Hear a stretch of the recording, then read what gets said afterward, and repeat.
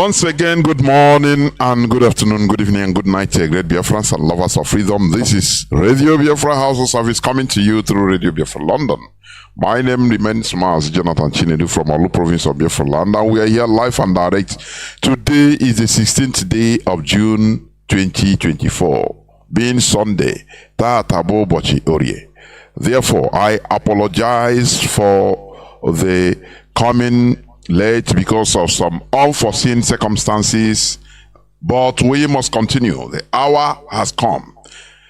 Today, as you may know, we are here. I am here with the members of the HDOS, headed by our deputy head of the Directorate of State, Mazi Nzurumike. Therefore, without taking any much time, I will hand over the microphone to Mazi Nzurumike. Please take over the platform. I don't know whether you can hear me. Please go on. Yes, Mazi, Jonathan, thank you so much. I hope I am also coming up clear. You are. Please go on. The whole world is listening. Thank you so much. And of course, it's a great day. Today is the Father's Day, and we have thought that not only that, but following other factors, we have thought it is the right time for us to gather today, of course, to approach and address Biafrans on a number of issues, of course. Let me just begin by thanking you, Mazi, as usual. Very hardworking, and Biafrans will always appreciate you, Mazi Jonathan, and thank you for this opportunity. Your fellow Biafrans and comrades, patriots, friends of Biafra, my warmest greetings to you today on this very day of our Lord that marks the Father's Day. My name is Mazi Nzurumike, as Mazi Jonathan has just introduced. And I do humbly serve the great people of Biafra under the leadership of Mazi Nnamdi Kanu as the Deputy Head of the Directorate of State, and as such, the coordinator of our coordinators. May I, at this very point, extend the greetings and love from our amiable Head of the Directorate of State, in the person of Mazi Chinedu, the man who is spearing the head, or who is the head of affairs and steering this very struggle at the absence of Mazi Nnamdi Kanu. He is doing a very wonderful job, and we are all proud of him. We are proud of Mazi Chinedu for what he does. He's a man of honor and impeccable conduct, I must tell you. As to our leader, Mazi Nnamdi Kanu, we will continue to fervently pray for him. And of course, as you all know, we are working around the clock, working so hard around the clock to make sure that we secure his release. That is the most important thing for us to do. Indeed, today marks not just the Father's Day, but a day of courage and of conscience that call for a sober reflection, taking into cognizance the very unquenchable desire of Biafrans to be free. Quest for freedom will always remain our goal. To us, the indigenous people of Biafra, no challenge is insurmountable, for fear has its place. I would therefore enjoin the famous quote that says that only thing to fear is fear itself. Biafrans, we all must not slumber. We have come this far, but must march and stand tall before our foes and persevere all the time to victory. We can never and never can we lose hope. Our hope remains very, very, very strong, based on our hard work, based on our tenacity, and based on our focus. It is in our own interest and the interest of our unborn children not to grow weary at this very critical and perilous moment. The victory day is fast approaching. That one we can assure you. As we look onto the world, we see signs of victory as affirmed by the hard work of Chukwuka Abiyama. Our Lord is fighting for us as we fight for ourselves at the same time. We do find ourselves in a space called a space of Kingdom of Finri, today's Biafra. And this very Biafra we are saying must surely be restored in our time. In reminiscence of history, after the bombardment of the zoo by the British in 1851, the Royal Niger Company, which was a private company, established itself in 1879 and officially sold the zoo to the British government for a mere 865,000 British pounds. That is what that very territory was sold for. It means we have all been sold. That's what it means. So as Africa and Biafra land, we were served as a pizza on the European dinner table in 1884 to 1885.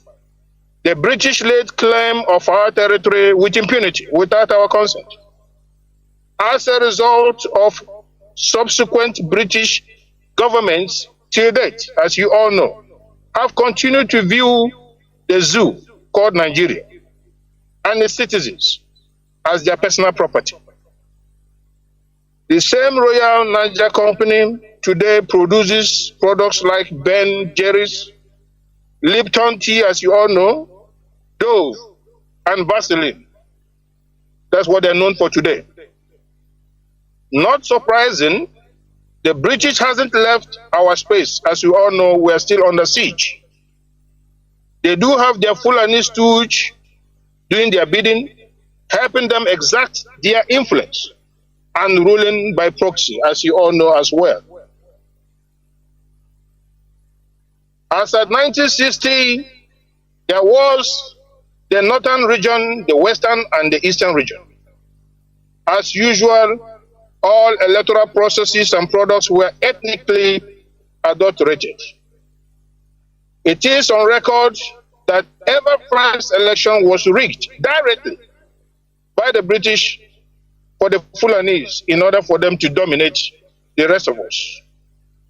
And as we all know, it was against this very, very backdrop of ethnic differences that the genocidal war was unleashed on Biafrans. Unfortunately, the same machinery used for maiming and slaughtering Biafrans in their millions today remain the same Janjaweed machinery occupying our land today. Biafrans at this juncture, therefore, we are making it public that authentic reports have been coming in with evidence of gross human rights violations, killings, and organ harvesting of Biafran citizens orchestrated by the Janjaweed military of the Zoo Caliphate. Scores are missing, hundreds are missing and not accounted for today. The recent incident in Aba and parts of Abia, to be precise, has been claiming numerous and scores of lives that we are now scrambling to make sure that we have all of them accounted for as the reports appearing in.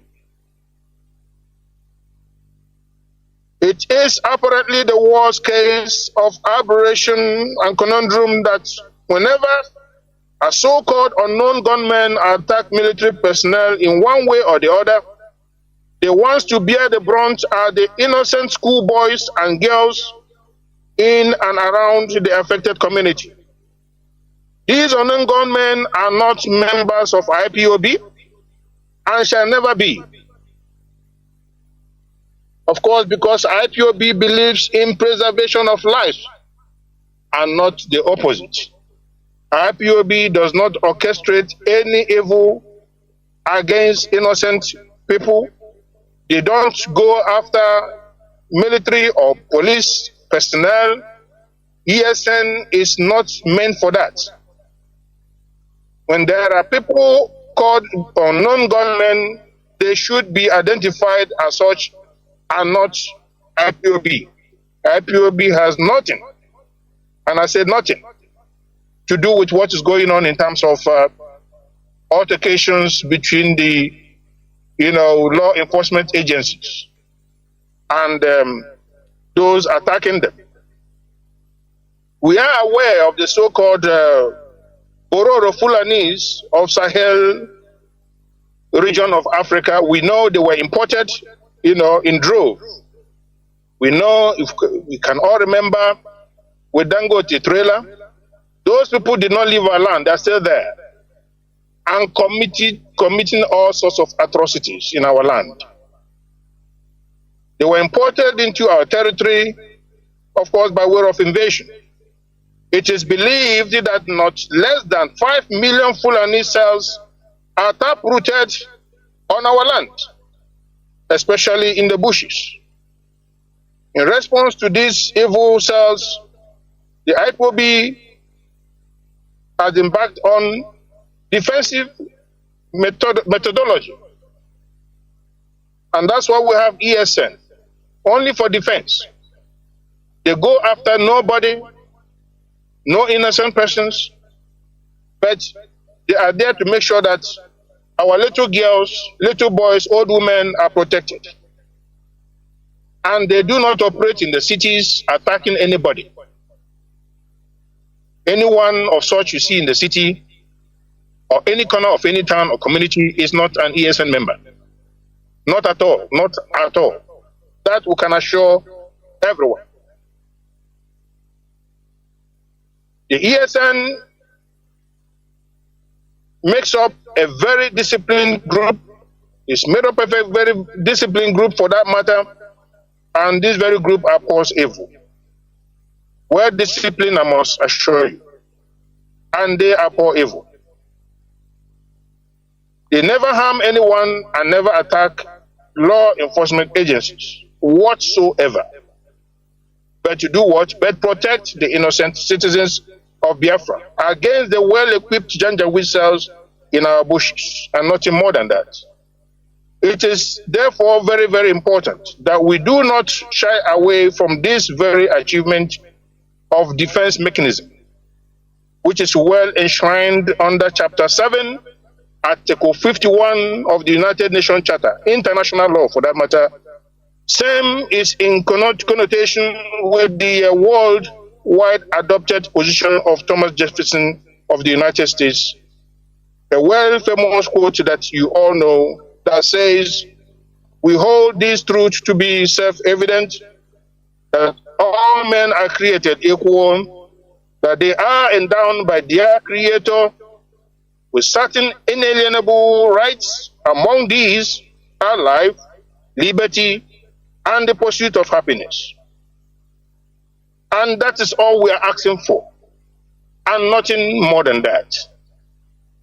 I don't see if one asks for such positive things that somehow that very person or group of people should now be demonized. That is far-fetched, and we cannot accept it. We cannot accept it hook, line, and sinker. Therefore, please, Biafrans, at this juncture, we have a number of issues we also want to look into. At this day, we have a number of great members of the DOS who are here. We have Mazi Nworu here. We have Mazi Abanyem. We have Mazi Ofoma, probably to join us very shortly. Mazi Joseph Igwim is here. They are all going to make a number of contributions to what is happening currently in our land.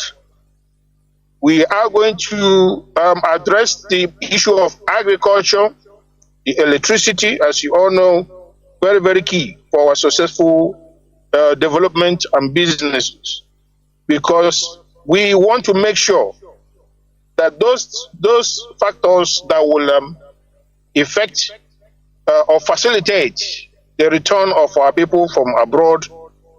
When I say abroad, I mean somewhere in the zoo, for them to come down to their own land, the land made by Chukwu Abiyama himself.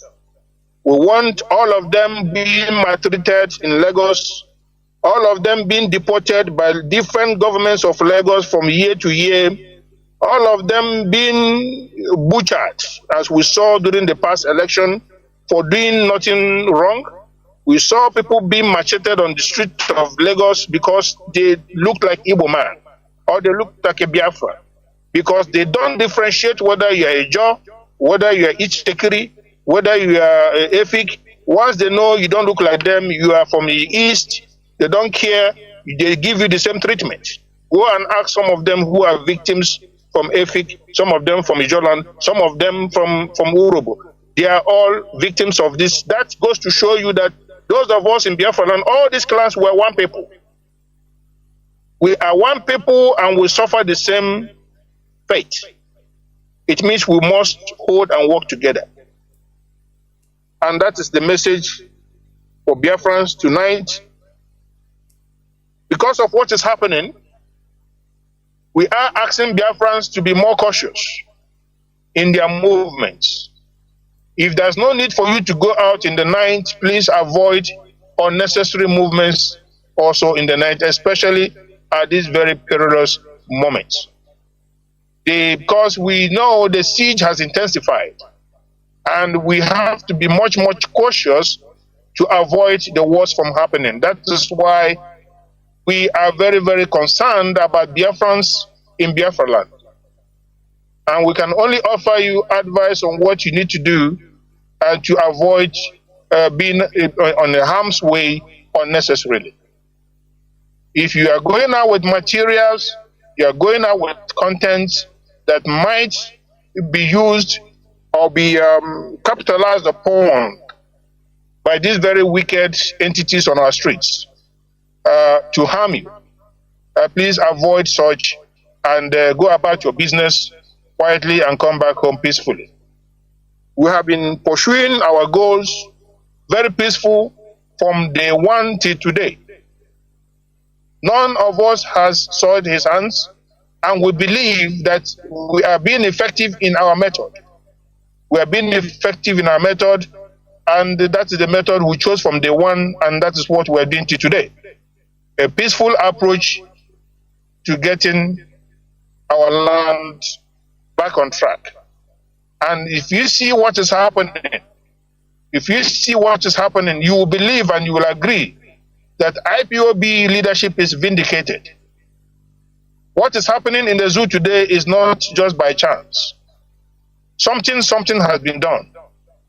This very leadership has been working assiduously, pressing the necessary buttons, and things are unraveling today in the zoo. All of a sudden now we have the old national anthem that says how it is, that says exactly the way it is, that calls a spade a spade. That we are from different areas of the zoo and different tongues, and then they're calling about the brotherhood part of the anthem is their own business. But they have established or re-established the facts that we are not the same. That is exactly what the Fulani was avoiding. That was on that premise they changed that national anthem to this so-called Nigeria called Obey. So what we are telling you is that this very leadership is being effective. It's been effective. We don't lay bare everything we do. We don't lay bare every button we have pressed, every diplomatic movement we have made must not be laid bare, but we can assure you that it is yielding fruits. The next step that will lead us closer to our destiny, our destination, the end of the tunnel, is by the grace of Chukwu Abia, that we will at least step into what we call autonomy, where we're supposed to be a stone throw to the final destination. It means all the barriers are being, surmounted. We are getting rid of all the barriers that will hinder us from getting Biafra. Those barriers are being little by little but steadily being torn down. So Biafrans, remain quiet, remain calm, do not be weary, and do not lose hope, but remain focused. Something is happening in the zoo as we speak today. Something is happening. Something is indeed happening. And by the grace of Chukwuka Abiam, they are going to tell us, now be in your own place, this person be in your place, this person be in your place, and manage your resources, manage your livelihood, police yourself. And those are just the steps thrown, the first step you need to. That is the Aburi Accord.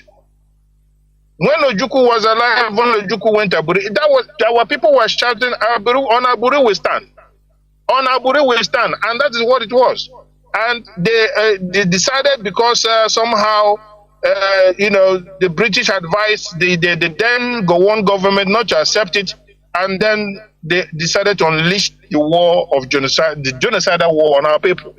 But today, something is happening by the grace of Chukwuka Abiama. We are going to find ourselves in a very, very position where we can say we are no longer far away from the end of the goal. And that is why we want to continue the process of nation building. When I mention agriculture, it's part of nation building. It's self-sufficiency. When a nation can feed itself, then you can call yourself a nation. God forbid we can never be a banana republic. We must be able to feed ourselves. This very leadership has worked very assiduously to make sure that that is achieved. And some of you are very, very watchful, and we're very, very attentive. You must have observed and seen the efforts made by this leadership to make sure that our communities begin to prepare themselves for the better in terms of agriculture. And we are, of course, also going to address the issue of electricity, that the status quo can never hold or let the center hold. The status quo is helping nobody. There's a lot of corruption involved, a lot of corruption here and there. And those governors, they know themselves, who are in charge of their states, should do the needful. They should do the needful. They can at least seek for advice from Mazi Oti, from Dr. Oti, I guess, from Abia State, on how to get a viable electricity made available for our people, who all of them are calling to return home. You ask people to return home, then create an enabling environment for business to be successful. You're asking them to come home, make available those tools they need to be successful. The tools they need to be successful are good roads, they are electricity, and they are less criminality in the society. That's why IPOB discourages any manner of criminality, no matter from who and from which corner. It is never going to be acceptable to us, because we know that is going to harm our own people. If you want to fight for freedom, if you're fighting for freedom, why do you not have to harm your people? That's why IPOB does not believe in harming his own people. We are calling on those who are causing these criminalities in our land to pull back once and for all, because they have not become billionaires through these very criminalities they have embarked upon. They have done this thing for a couple of years now, and we're saying enough is enough. Enough is enough with this criminality that is fetching nobody, no nothing. That at the end of the day, they themselves lose their lives. We discourage it completely, and wholly. Is never going to be anything on our table. What is on our table is prosperity, is to care for our people, and to be free once and for all from the grip of the British Empire, as you all know. So we have so many things to talk about, and on issue of Mazi Nnamdi Kanu, we have decided absolutely on the decision made somewhere by the appeal court in the past, because what we have seen so far is a very stressful circumlocution. It's a stressful rolling about and about the bush and about nothing. There have been nothing yielded, no fruit has been yielded so far by any form of alternative. Instead of the strategy being to call and to pin down the very, very, pronouncements by the appeal courts, what we have seen so far has not been encouraging, and that is why this very leadership stands completely by the ruling of appeal court that our leader be freed and allowed to go. Of course, I'm going to call in comrades on board, and that number of things will be touched, both the ones I've mentioned and the ones I've not mentioned. Some of them I may have escaped some certain points, and those coming in will have the opportunity to mention. This is going to be an interactive session. These are DOS members, very, very high-ranking leadership here, and the people you have here are very, very hardcore, I must assure you, and that is why this very, very IPOB is standing firm, because we avoid corruption.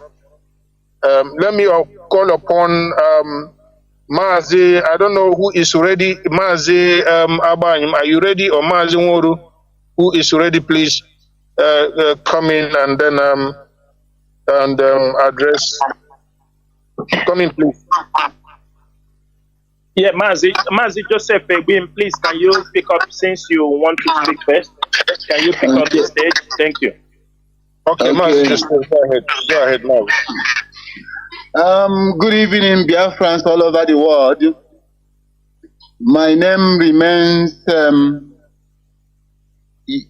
Mazi Joseph Egwin. I come from Idato in Olu, province of Biafra land. I want to use this opportunity to first of all greet my co-DOS officers, my principal officer, Mazi Nzurumike, Mazi Chinedu, who is our leader. Also Mazi Chinedu, Mazi Abanyim, and others. I want to thank Biafrans all over the world for giving us the opportunity to pilot the affair and be a contributor. It's a noble thing to me. It's a very noble thing for me to be part of this history-making process. Yes. I want to thank Biafrans for giving us the opportunity to lead them through in this struggle for the restoration of our true identity, which is Biafra. One thing I want to let my fellow Biafrans all over the world to know is what is happening in our land today is not unique in freedom fighting history. Because as we all know, because of Biafra, history has been taken out on the curriculum of schools in that country today. Some of us who are fortunate enough to be in a country, okay, the Nigeria we are having today never fought for their independence. The British give it to them in a negotiation table. But some of us are privileged to be in a country that fought for their independence, who went to trenches, fight for the colonial power to leave them, and which they got finally. So based on that, I want to encourage Biafrans. What is happening in Biafra land today, it is part of the oppressor's tactics. Take for instance what happened in Aba. The oppressor always kill their own and the target on the people they are oppressing. all these tactics happened in South Africa of yesterday. Apartheid regime did that. Even in Zimbabwe, Ian Smith, the last oppressor government, did it in so many ways. Even in most other African nations, they did similar things. We all should know and remember that the cause of insecurity in the Southeast today is the handwork of the Abuja. They orchestrated it, they are financing it, they are propelling it. This insecurity that happened in the Southeast today, particularly in Biafra land, we know ourselves. We don't drive joy in shedding blood. We know who. And I want Biafrans to always remember whom they are and take decisions and act based on whom they are. We love life. That's why in our language we said, man kendo. We don't take lives. They have imported those who doesn't care about life into our forest. They were here, ganged up. And when they want them to use them, they will come onto the street and kill some security men and some civilians, and they will try to target on us. So my fellow Biafrans, particularly those who reside in Biafra land, I want to let you know this night that these tactics the oppressors are using in order to hold the people that are holding, it didn't start today. It didn't start in Biafra land. It's a tactics of the colonial masters. They have used it several occasions and they are still using it. And remember, who are these colonial masters we are talking about? Is British. Who is against the Biafra to be in an independent nation today? British is the key. They are the one who are giving the Nigerian government the template they are using. So please, Biafrans, particularly those who are in Biafra land, I want to encourage you to remain resolute, law-abiding, and try to disease yourself from anything that is not Biafran. We are Biafrans. We cherish life. We value life. So, my brothers and sisters, I will not be taking much of your time. I'm on my own submission, but all I want to tell you, from what I have known, through many places I have been in this continent of Africa.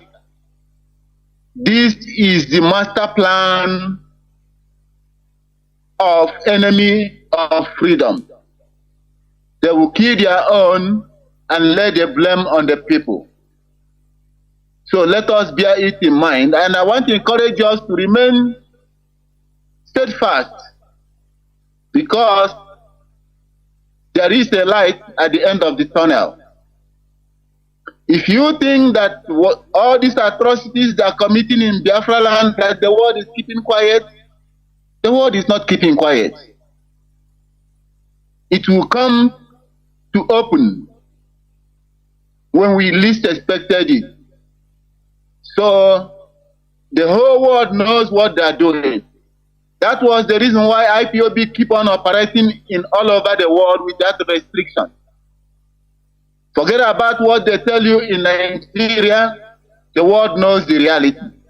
And they are going to say something soonest.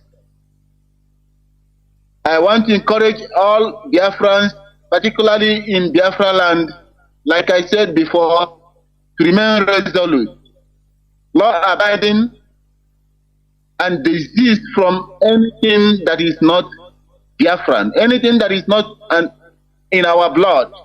We cherish life, we value life. I think at this juncture, I would love to surrender the mic to other members of DOS to make their own contribution. I want to thank everyone, most in particularly Biafrans. Whenever we are praying, any God you serve, present our leader before God for God's intervention, because God's hand is fully on what we are doing. Anybody who sees the difficulties and challenges and sufferings our people are going through, few politicians who are benefiting from the abnormal situation we find ourselves today, they may think that they can hold us into ransom forever. But the reality of it is they are lying. Sooner or later, Tukokikabiyama will hear our prayer and intervene. Biafra must surely be restored. There is no two ways about it. Because all the whole world have known that Nigeria is not working. And it hasn't worked before, and it will never work. Thank you so much, Biafrans. I remain Mazi Joseph Egwim. Thank you. God bless.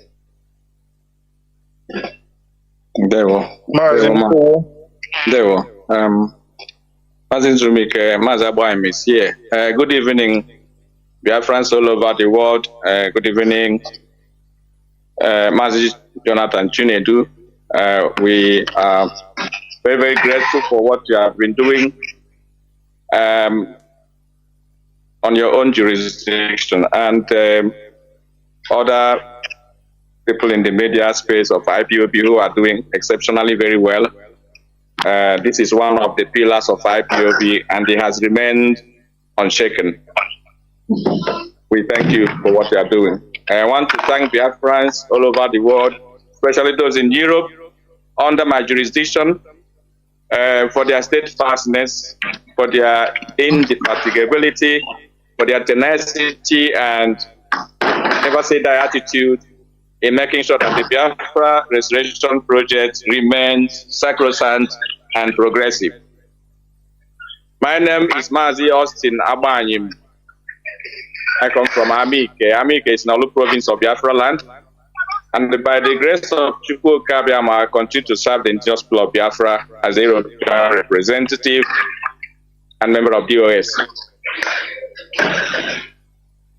I want to thank Mazi Chinedu, the head of directorate, for his selfless service to the Biafran people, for his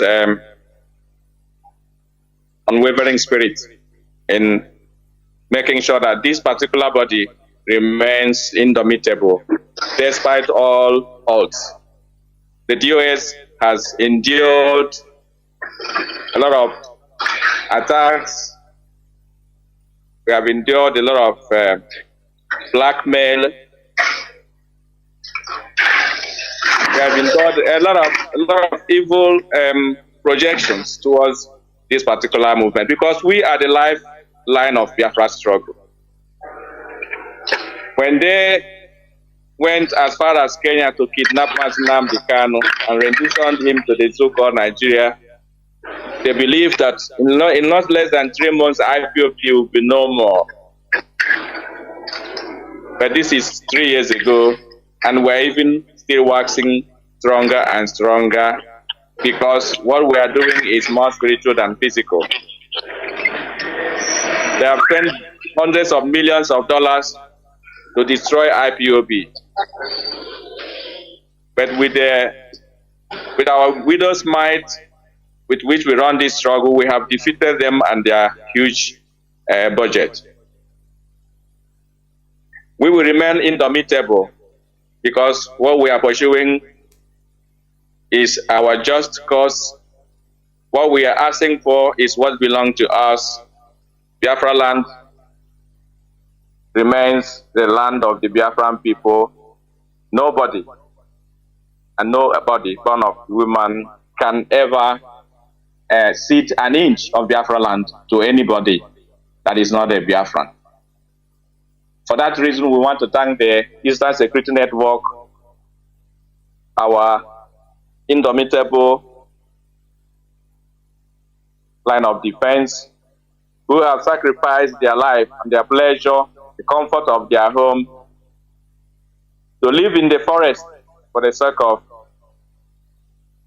protecting our land, the livelihood, and our people against the marauding terrorists from the Sahel under the Fulani oligarchy. We have seen that hunger has been weaponized in our land, and through that, our young men and women have turned to something else. This is an unprecedented incident in our land, that our young girls have become prostitutes in order to make ends meet. Our young men has joined different cults, movements, and groups in order to survive. And the rest of them, the zoo will come with one purported accusation and to make sure that they are destroyed or arrested, disappeared, and killed. Their organs harvested for business purposes. We are making it very clear that IPOB is not going to be silent and peaceful forever. We are taking record of all the atrocities being committed against our people in our own land. Those who refuse to protest with the Nigerians when they were complaining about hunger, that is when they wanted to kill our youths.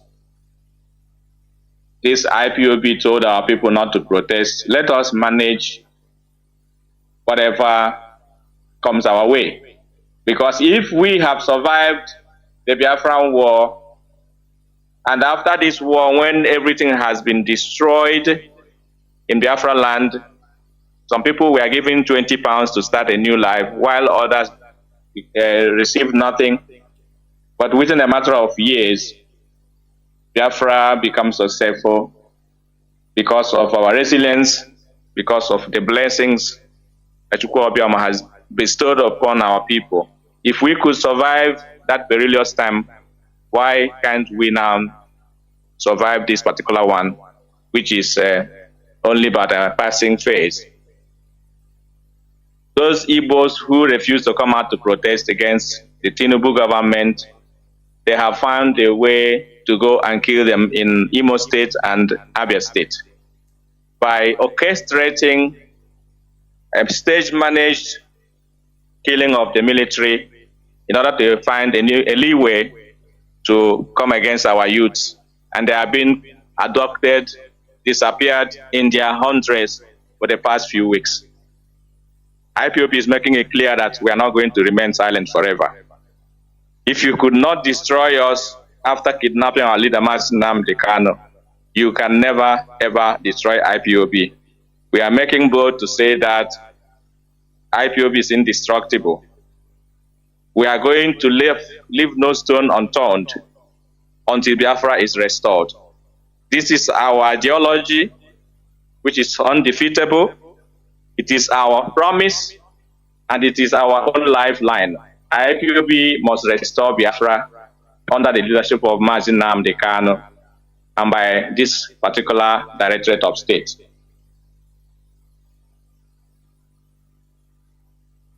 We are also making it very clear to Biafrans in Lagos. It has come to our knowledge that some purported Yorubas are trying to deceive the returning Biafrans from Lagos that they should remain in Lagos and continue to invest. It's nothing like going by the saying that say, fool me once is shame on you, but fool me twice, shame on me. That's what I'm going to tell Biafrans in Lagos. Go home where you are going to be safe. Nigeria has no love for Biafrans. We have tried from the inception of that particular construction called Nigeria to make sure that one Nigeria is going to be successful. But it has always been sustained by the blood of Biafrans. We have been killed from 1945 till date, in the north, in the south, in the west, even in our own land, just because of the word one Nigeria. How many times and how many more millions are we going to be? Where are we going to sacrifice before we say enough is enough?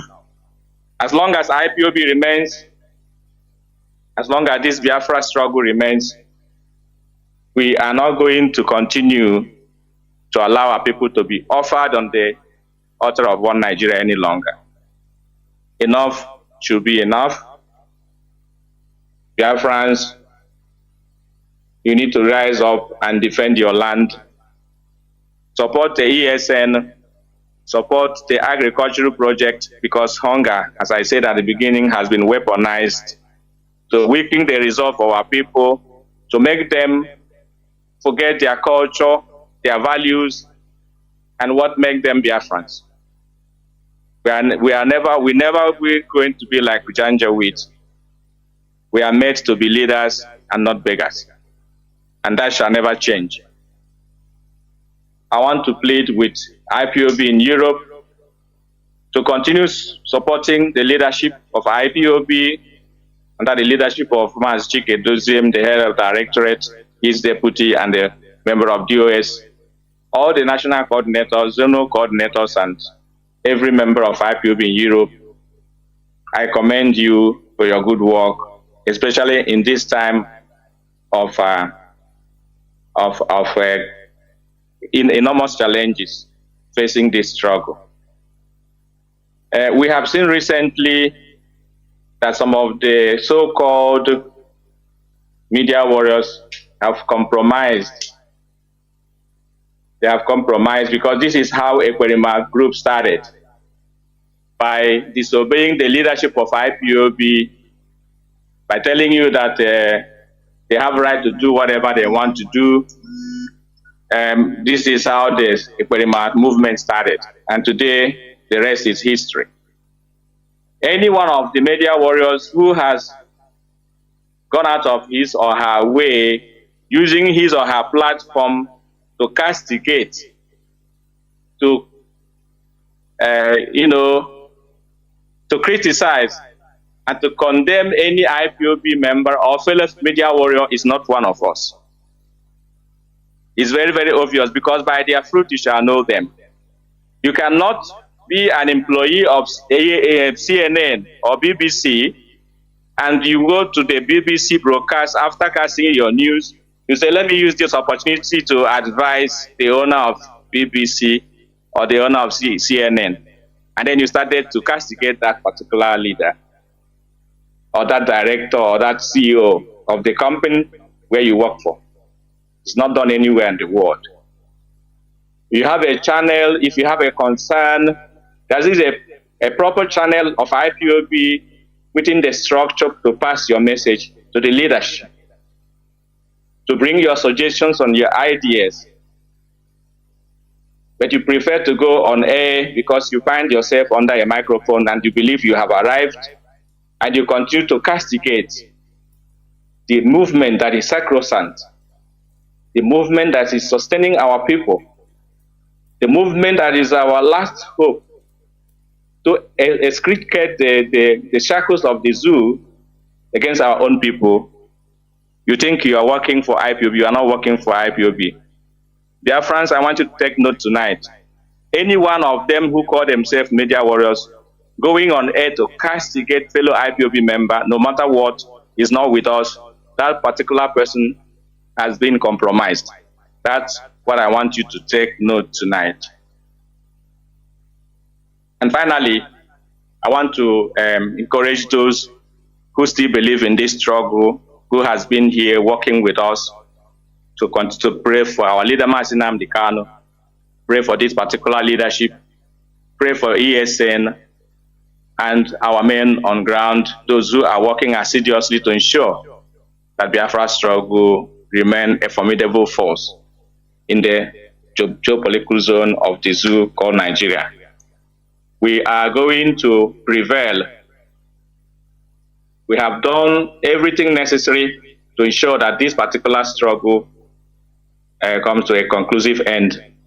We are meeting, we are making contacts with nations, and our diplomatic movement and contacts is a top-notch, but we are not at liberty to tell you everything we are doing or wherever we are going, but we want to assure Biafrans that we are making progress as long as this struggle has remained faithful, remained sacrosanct, remained truthful. Yes, especially after the kidnap and the extraordinary rendition of Mazi Nnamdi Kanu, we are going to achieve Biafra in sooner than later. No need to continue to worry. All I ask you to do is continue to work assiduously, listen to instruction given to you by your superior, and carry it out as directed. And if we all work together in unison and in collaboration, our victory will no longer be far away. Thank you so much for having us tonight. We are still going to deliberate more on the nitty-gritty of what is happening in our land, but I want to stand by and hand the microphone to my colleague. We were also going to be available to take your questions at the end of this program. Thank you so much. I remain Mazi Austin Abaim, the European representative. They will know Muchineke, all hail Biafra. All hail Biafra. Are you coming up? Okay. Yeah, Mazi. Go ahead then. So much.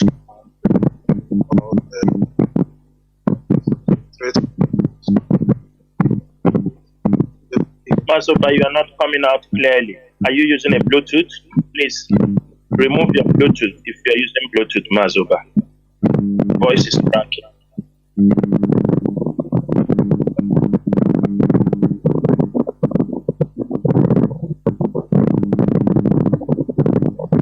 Okay, Mazuba, please get your system fixed. Mazuba, you can go ahead. Okay, Mazuba, are you coming up or you remove your Bluetooth because your Bluetooth is interfering?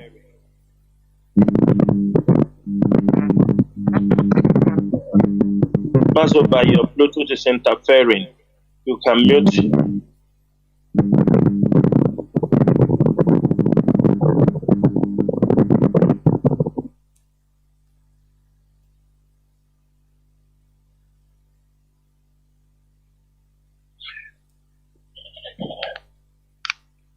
So, Deputy, I can go ahead? Yes, you can go ahead, Mazi. Okay, there was sir. Dear friends and all the lovers of freedom, my name is Mazi Chinasanworu. Mazi Chinasanworu served the indigenous people of Biafra as a member of the Directorate of State that is representing the Middle East. This evening, we have come to you people as an institution, as an administrative body for this global movement. Although not every one of us is here, these are just few people who the Deputy HOD gathered, and I'm sure other members of the DOS will also come at a different, others might come also at a different time. Like I said, all of you know I'm always coming on air. I am from Obingwa. Obingwa is in Aba province. Today, I have seen a lot of people, when they go to search about who are the DOS or what does the DOS represent, there are more clearer definition of what this institution represents.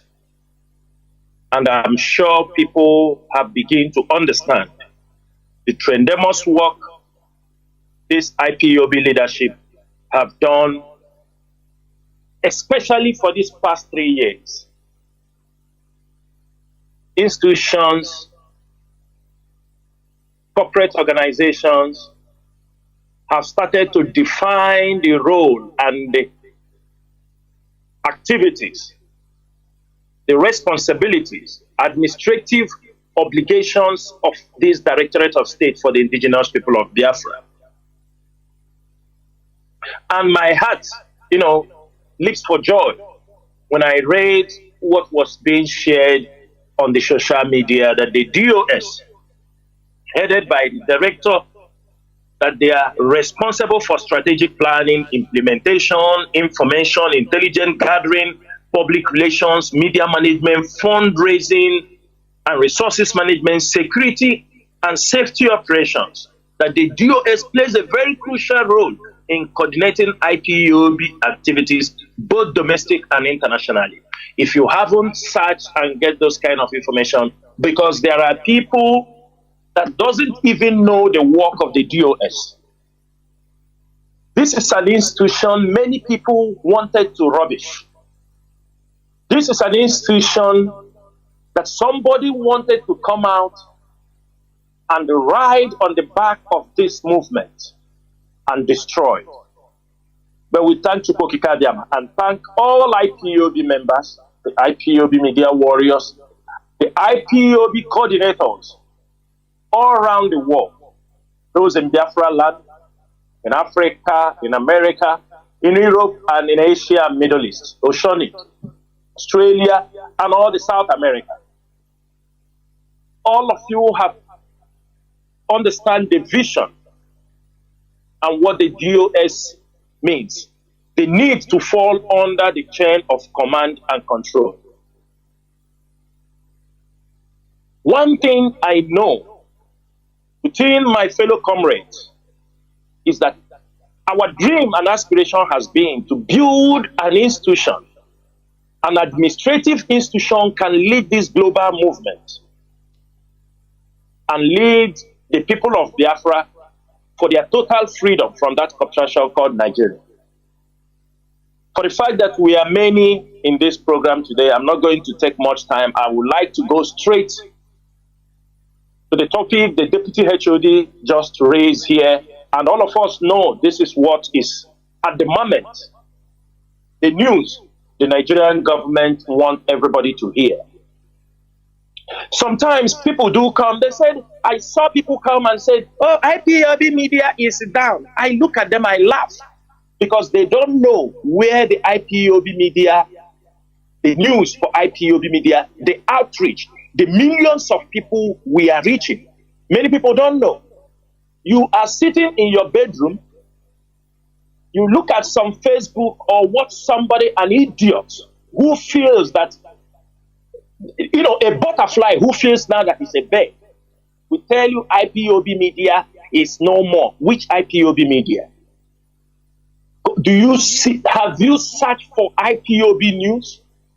Carried in Al Jazeera, in African, for example, if an IPOB news is carried by news media like Al Jazeera, carried by African, many international African media, Sahara Reporters, these media houses have millions of followers. I'm telling you, go to Sahara Reporters, go to Daily Post, they have millions of followers. In your little mind, you thought with your 10,000 followers, you can come out and you try to degrade the IPOB media and the work they have been doing for the past decade.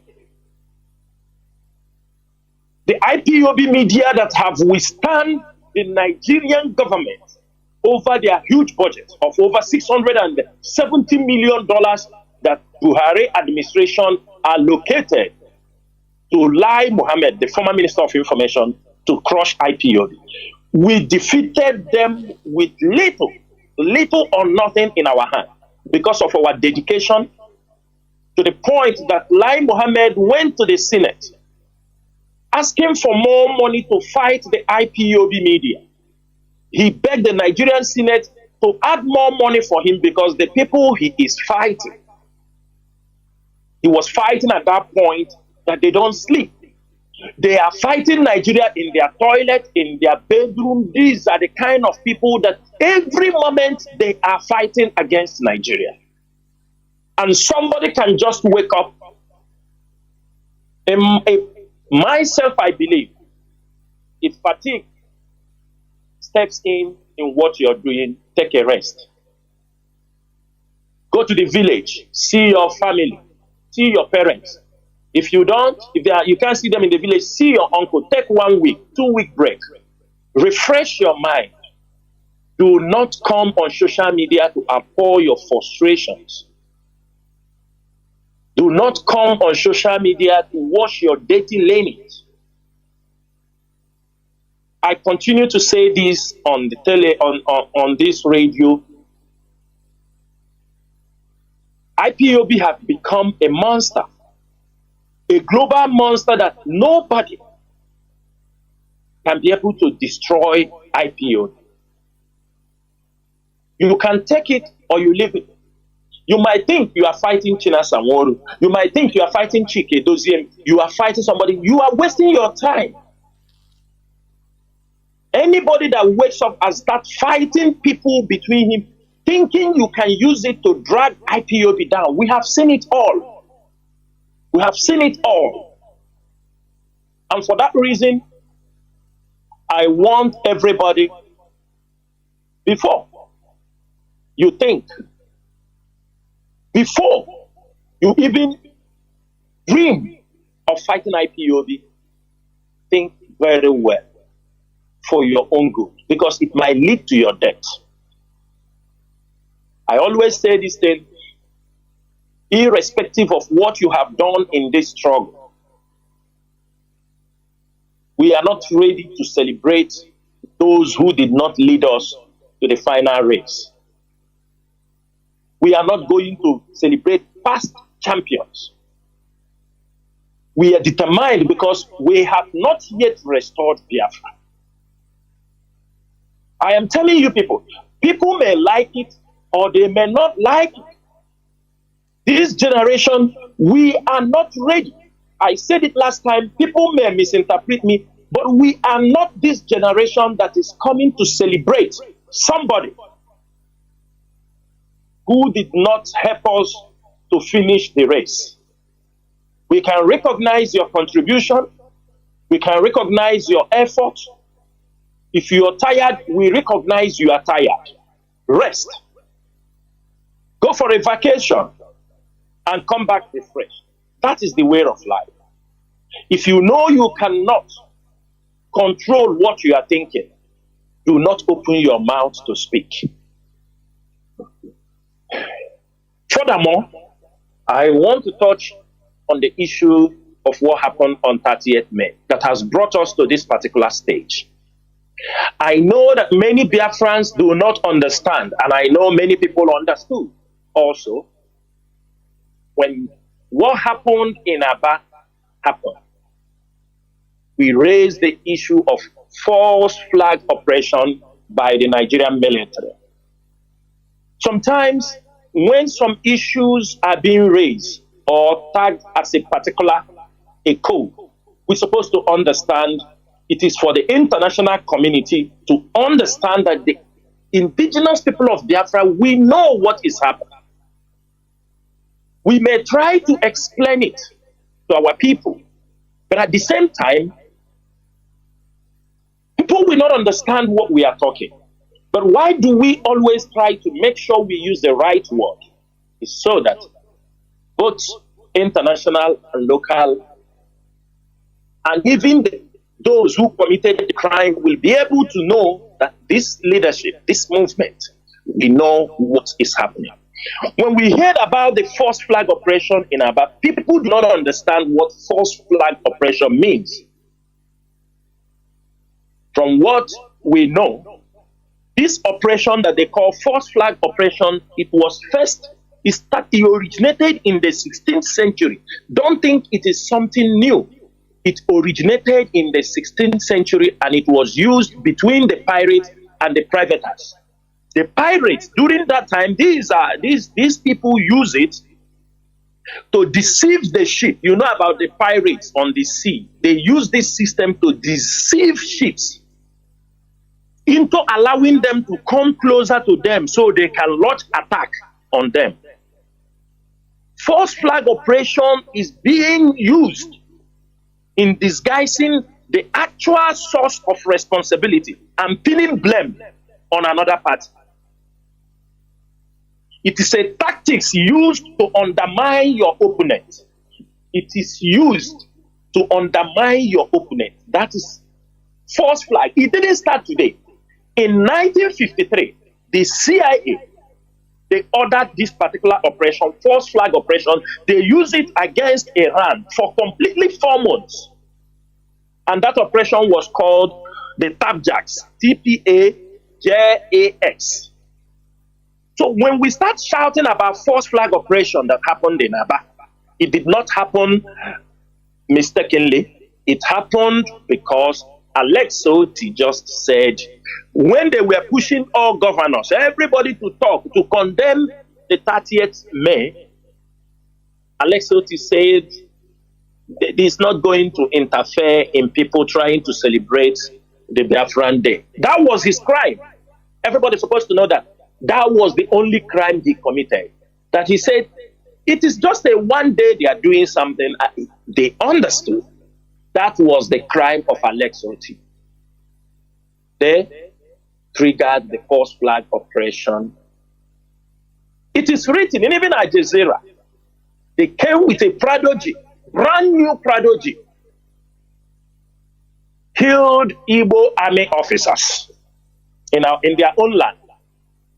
Where have you seen the Nigerian military kept only Igbos in a particular place? Where? In all the military checkpoints in Biafra land. Tell me one checkpoint you will arrive and that checkpoint is full of Igbos. Tell me one. This particular place, the military commander that made the posting posted only Igbo officers, apart from one person, Bala Abraham, and HAUSA Christian for that matter. They massacred, the whole of them were Christians. They killed their own just to pin it on IPOB. They killed their own just to pin it on Alex Oti. They killed their own just to make sure they destabilize Abia State. And since then, do you know what the Nigerian military is doing? They came. People were killed in Aba. You see them now in Azumiri. You see them in Aruchukwu. You see them in Isochi. You see them scavenging all Biafra land, going to people's homes, killing youth. Presently, as we are talking, they shut down markets in Aba. If you go to Ngwa Road East, there is Ngwa Road Market. Since 30th May, they shut the market down. The market has been begging the military for them to allow them to continue their business. They begged the military with 500,000. The military refused. The military said it's 2 million naira before they will allow them to open the market. Another market, which they also paid 1 million in Ndoke by East. The shops along those areas for the military to allow them to go back to businesses. They paid the military 1 million. I want everybody to understand their intentions and what they intend to achieve. They say that Alex Oti is not allocating money, some political opponents, to insecurity, so they need to cause insecurity in Abia State. And we know the people who used to vouch or used to those utterances used to come from their mouths. We know them. And in IPOB and this leadership, we don't issue threats. And we will never issue threats. That is not the mode of our operation. If we see this is a threat to our society, we will take care of it. If we have the ability to take care of it, we will take care of it. We are not going to come and, do you understand me, brag or say anything to make some of you have butterflies in their stomach. We won't do that. What is happening in Aba, we want every of our people to understand so that you cannot be deceived. Days have gone when you see the Yoruba media, when things happen, and you ask the Nigerian police, the Nigerian military, on the same day or after 2 days, this attack happened in Aba. In Niger State, more than 30 military and police officers were killed. Tinubu did not issue any war threat against Niger State. We never heard it from the newspaper. We never heard it from anywhere. The news was killed. The Nigerian government have only agenda is against the eastern part of that corporation called Nigeria. They want to militarize. Already our place is militarized. So now you can hear evidence, audio evidence, people that were released from the military dungeon, people whom they tortured. Most of you have heard their confession, what they said happened, why they are torturing them. The military will be telling them, and this is against the military. That is to show you they came for something more than what they are doing. That you people want Biafra, we will make sure we kill all of you before that your Biafra will come. What the person you are dealing with has nothing to do. He is not a member of IPOB. He's not among the people who went and attacked the military. You are destroying KKs. You are locking shops far away from where the place of where the crime was committed. But you continue to harass, intimidate, arrest, adopting people. You go to somebody also along the line. They went to somebody's house in Isialangwa, a place called Ndolumbe in Isialangwa. They went to a house, they break the door, carry the children of that man. Till date, the man is looking for his children. The name of that man is Agala. Omukwe, Chidi Omukwe. They went, look at what happened in Aba. They went to Isialangwa. Ndolumbe attacked a man, break his house, pick up his children. Many people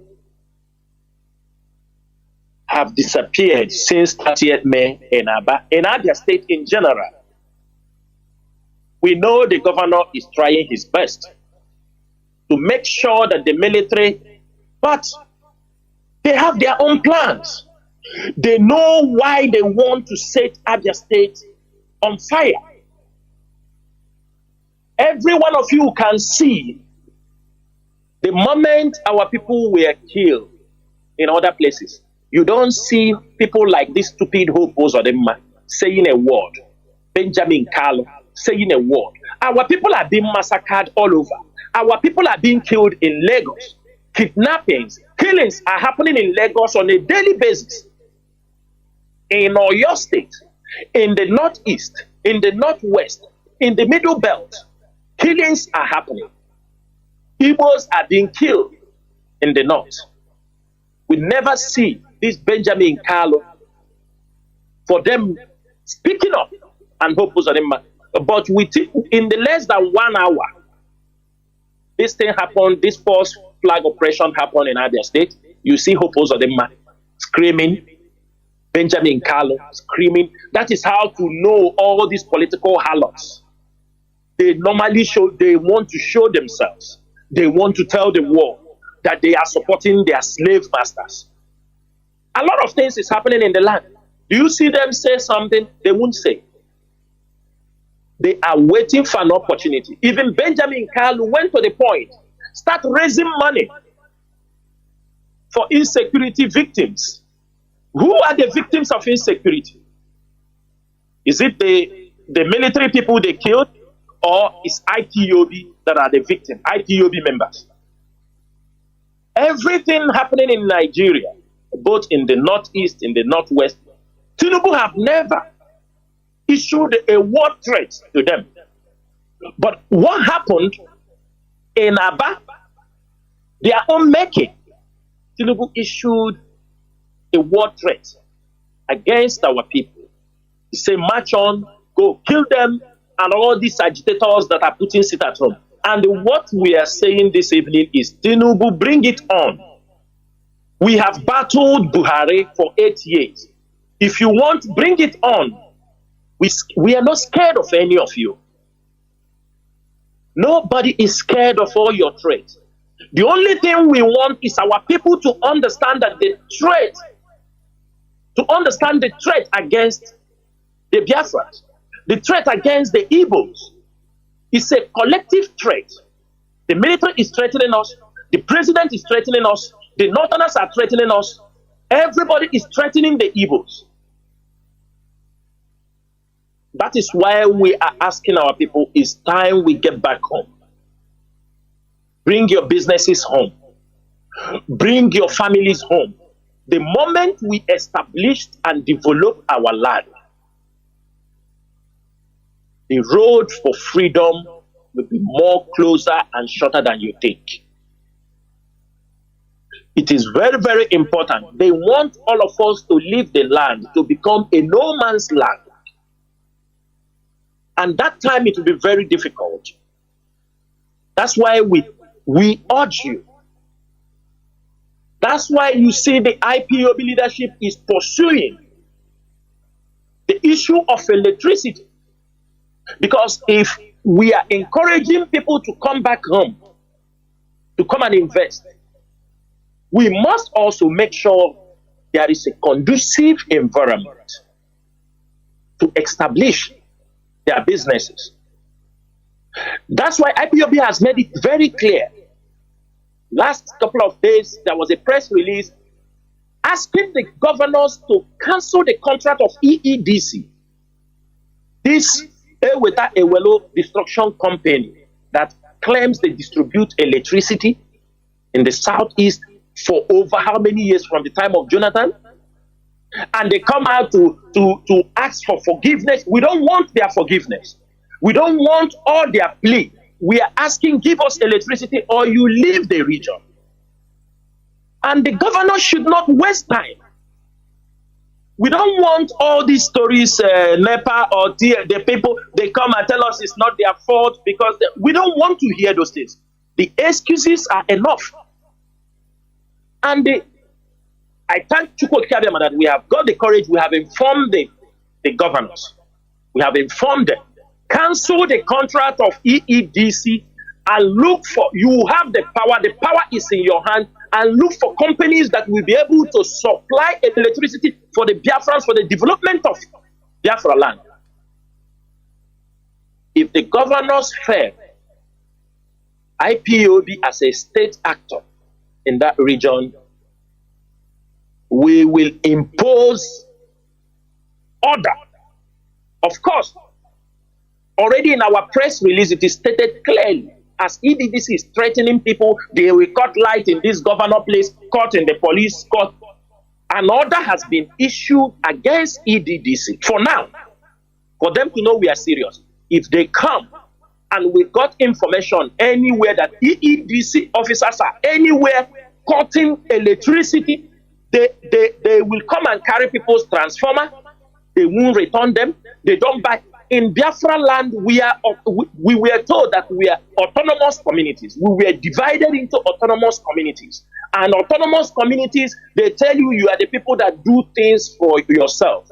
In Biafra land, I doubt, I'm telling you, 80 to 90% of the autonomous community, they provided electricity for themselves. It is not Nigerian government. It is not the state government.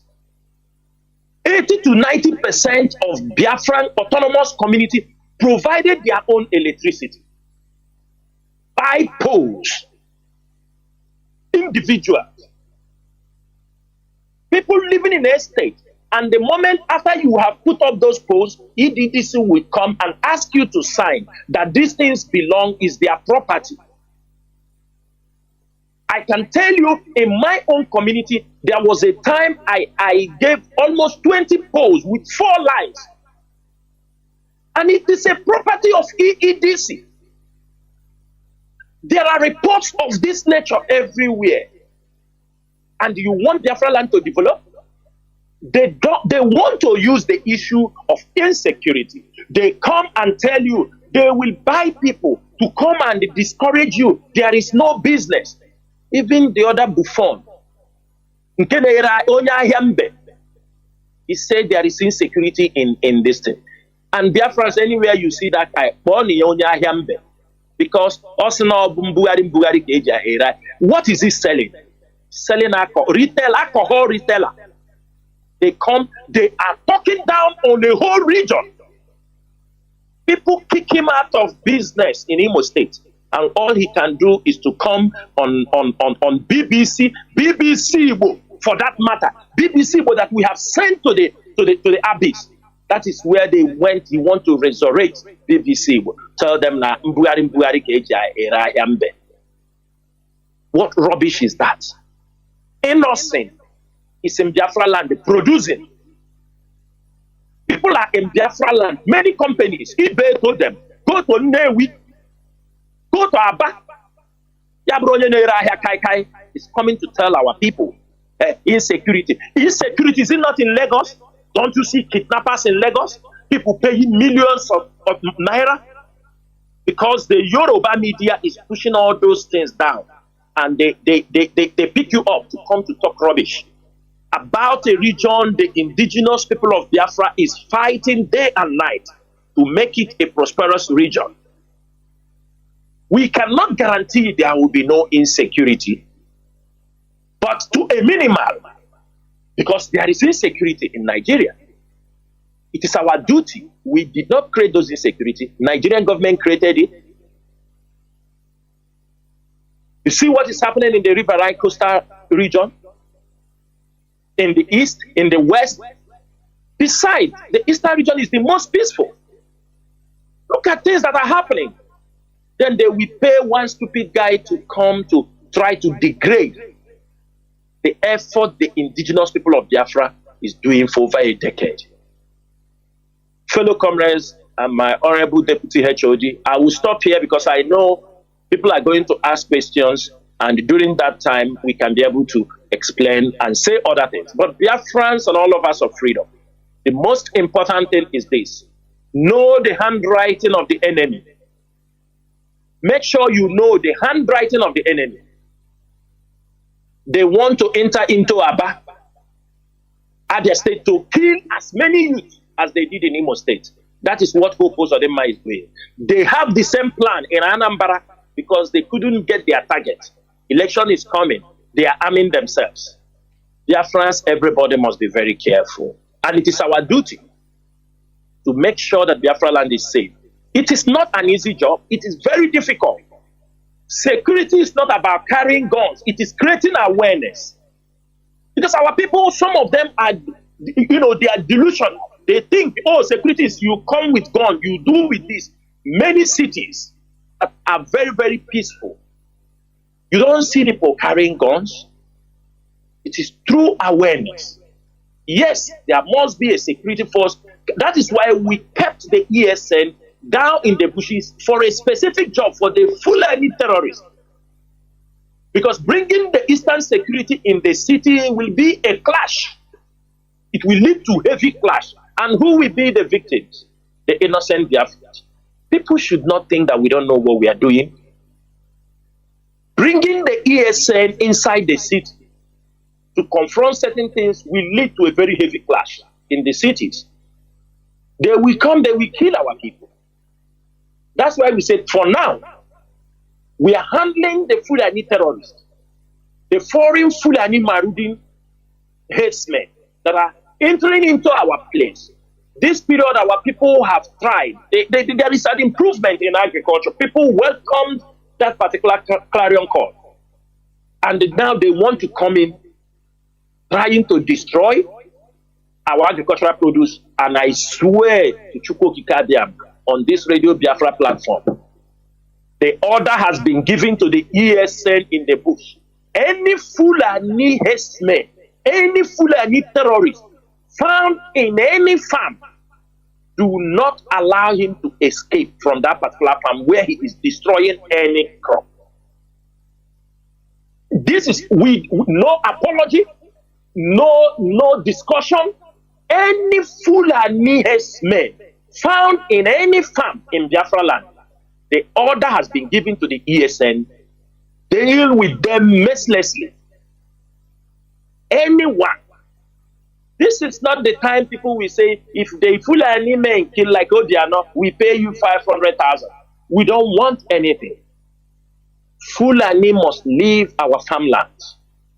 Fulani must leave our bushes. The Fulani herdsmen must stop raping and destroying our farm produce. We are not going to take, because in our land presently, there is high cost of food. People are buying food in exorbitant prices. And the last thing the indigenous people of Biafra leadership will do is to keep silent while our people die of hunger. For that reason, those who have tried to farm this period, we know ESN lacks a lot of, let me say, mobilities to move around everywhere, but we are doing our best.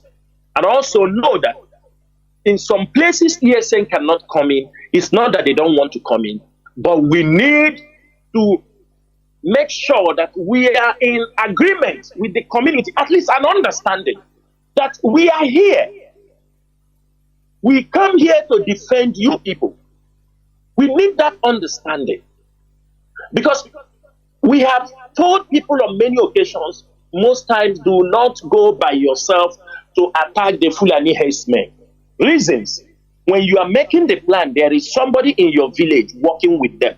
There is somebody, the PG, or somebody in your community who works with the Fulani herdsmen. When you plan that you are going to keep the Fulani herdsmen out of the farm, he will inform them.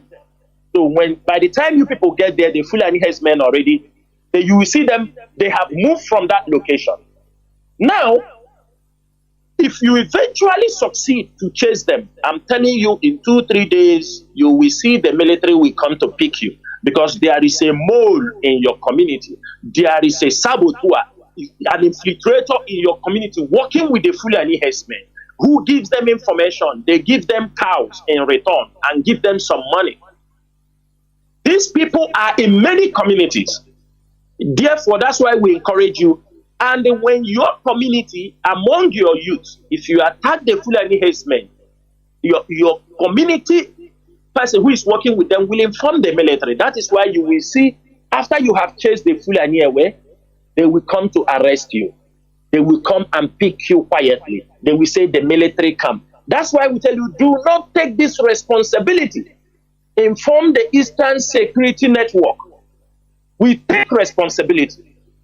We are Eastern Security Network authorized in that region by the indigenous people of Biafra to handle the menace of the Fulani herdsmen. And when we do the job, nobody holds your community responsible. We take the responsibility. That is where I will stop, Deputy HOD, so that other comrades will speak, so we continue from here. Thank you so much, sir. Thank you so much, Mazi Nwuru, for that wonderful rendition. And I think you made a very number of points here that we have absorbed very, very much. And I think with that, the next speaker will be able to now find a way to navigate. Can we know who is coming on board? Mazi Azayoba, are you ready now with your gadget? I don't know if I'm coming out right. This time around, very clear, Mazi. You can go ahead. Okay, thank you very much, Deputy HOD and fellow members of the Directorate in the Vineyard. Greetings to you all. Greetings to our host, Mazi, Chinedu, Jonathan, and greetings to Biafrans all over the world and IPOB family members around the world. Good evening from here. My name remains Mazi Zayoba. Of course, I'm reaching you from the Republic of Ireland. Let me just say one or two things because almost everything has been said. I don't want to make a repetition of what the fellow comrades have said here, but just in the same token, I just want to also bring to the attention of Biafrans all over the world, and more especially Biafrans back home, that our heart and thought are with those in Aba at the moment that are facing this unprecedented attack from their fellow countrymen, if you like, the so-called one Nigeria. Those families who are crying on social media, who are helpless because they found themselves in Nigeria, in a country where anybody or the military that are meant to protect, the police that are meant to protect the citizens will go in the rural areas and indiscriminately begin to attack fellow citizens, if you like, if you are meant to be one with them. But to tell you that we are not one with them, they will always see you as non-Nigerian, and they will attack and they will do whatever they want. We just want to let you know that our heart and thought are with those families who have lost their loved ones, those who are looking for their children. We understand the pain, we understand the stress some of you are going through by having no one to speak for you, having no Hanese to speak for you, having no Igbo Union to speak for you, having no a lawyer or your Senate speaking for you. Is very, very frustrating being in a country where you call your own, and those in authority that are meant to protect you will launch an attack, will just come in a community and they pick a 16-year-old boy, pick a 14-year-old girl in front of the parents, pick a father before their children, pick a mother before their children, pick children before their parents. We can understand, but we're also letting the world know these issues and this problem that is happening to our people as a race. The only voice that you have right now is IPOB, no other. It's IPOB and the IPOB leadership. And that is why we are coming here to also make it very clear and also let you know who are your enemies and who is attacking you. I want you to take it a little bit backwards to know, since the emergence of IPOB led by Mazi Nnamdi Kanu from 2012, in fact from 2009, 2012 when IPOB was formed, and then to this very moment, you can understand IPOB never ever caused any disruption, neither the activities have caused any disruption in Biafra land, even to the Nigerian states. They have been peaceful from the onset. Their rallies in Nigeria, every community, every state that they have gone to, they never, no report whatsoever. Even from the so-called Nigerian police, even from the so-called there has been no record anywhere that the rally they conducted in this area, the meeting they have in this area, caused any disruption or even create any problem between the state of hosts. They always have their meeting, they always do their things peacefully. In fact, it even improved businesses in the area where IPOB are having their rally. Even when Mazi Nnamdi Kanu was conducting it, until the so-called politicians and Nigerian governments became worried. They now instigated the violence in the non-violence movement. They now created artificial, which David Umahi recently made a proclamation saying that if Mazi Nnamdi Kanu and the IPOB leadership did not call IPOB to order, I don't know which order they want the leadership to call its members and the movement. He made a threat that they are going to create another faction that will counter IPOB. I want our people to understand, to listen where the problem is coming from. And since David Umahi made that proclamation, there has not been any peace across the whole entire East. They went ahead and created the Bubago. Now, in the history of the Bubago, or in the existence of a Bubago in the last 3 years now, have you ever seen a Bubago confronted a criminal gang? Have you seen any of Bubago confronting the Fulani herdsmen? Have you seen any Bubago confronting any thief anywhere? The answer is no. The Bubagos are in the villages, kidnapping and decimating our youth. That is why we want to come here to make very, very clear to our people back home. What you are seeing today across the East, across Biafra land, is Fulani herdsmen using the Nigerian government as a cover. The reason why they are integrated into the Nigerian military is to attack Biafra land. Understand where your enemies are. I want to draw the attention of our people. May 30th, what happened in May 30th? Some of you may not even understand. Some of you may not even know what is going on. Some of you may even thinking that it was May 30th that brought the problem that you're seeing in Aba. It is IPOB that please. No, it's never been IPOB. It's never been the May 30th itself. Now look at what happened here. That Nigerian military, which they use the buffoon in Finland,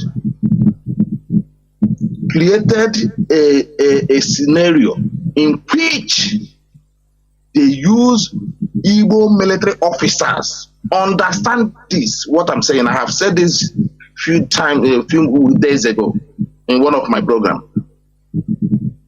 They use Igbo military officers. This time around, it's not Fulani military officers. It's not even Boko Haram military officers. It's not even Yoruba military officers. Neither HAUSA military officers. These are Igbo young men, military officers. The day we are mourning, the day IPOB leadership, announced the mourning of 7.2 million Biafrans murdered in the cold blood. Some of you, I got to beg that it is 7.2 million. Even there was a record where Ikem Ojuku mentioned 7.2 million before we discovered the record here as well.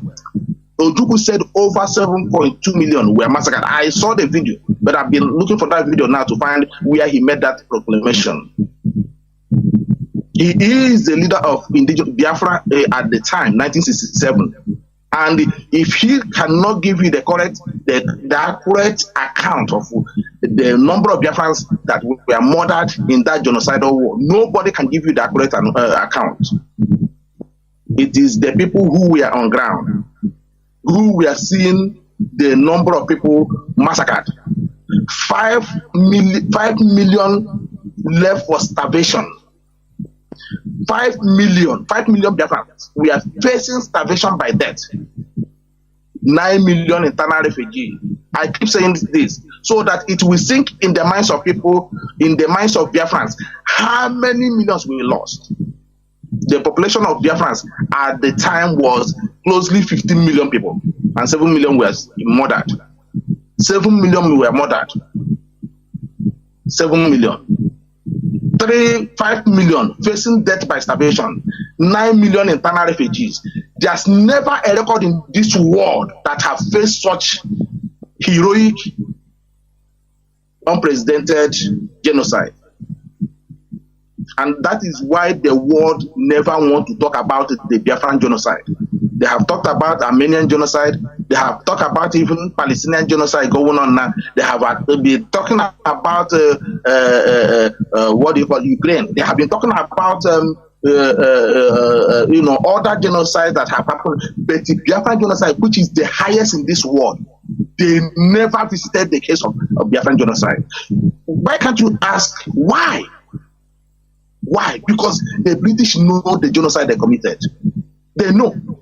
They know when that comes to the limelight, the world will be stand still over the evil they committed against a particular race of people.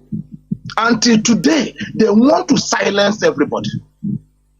They want to silence everybody. They want to silence people in the East, so that this evil crime they committed in 1967 will never see the light of the day. And they have come late on that. That is why they kidnapped Mazi and Kanu. That is why they are deploying military up until this very day, when there is no other government present in our land.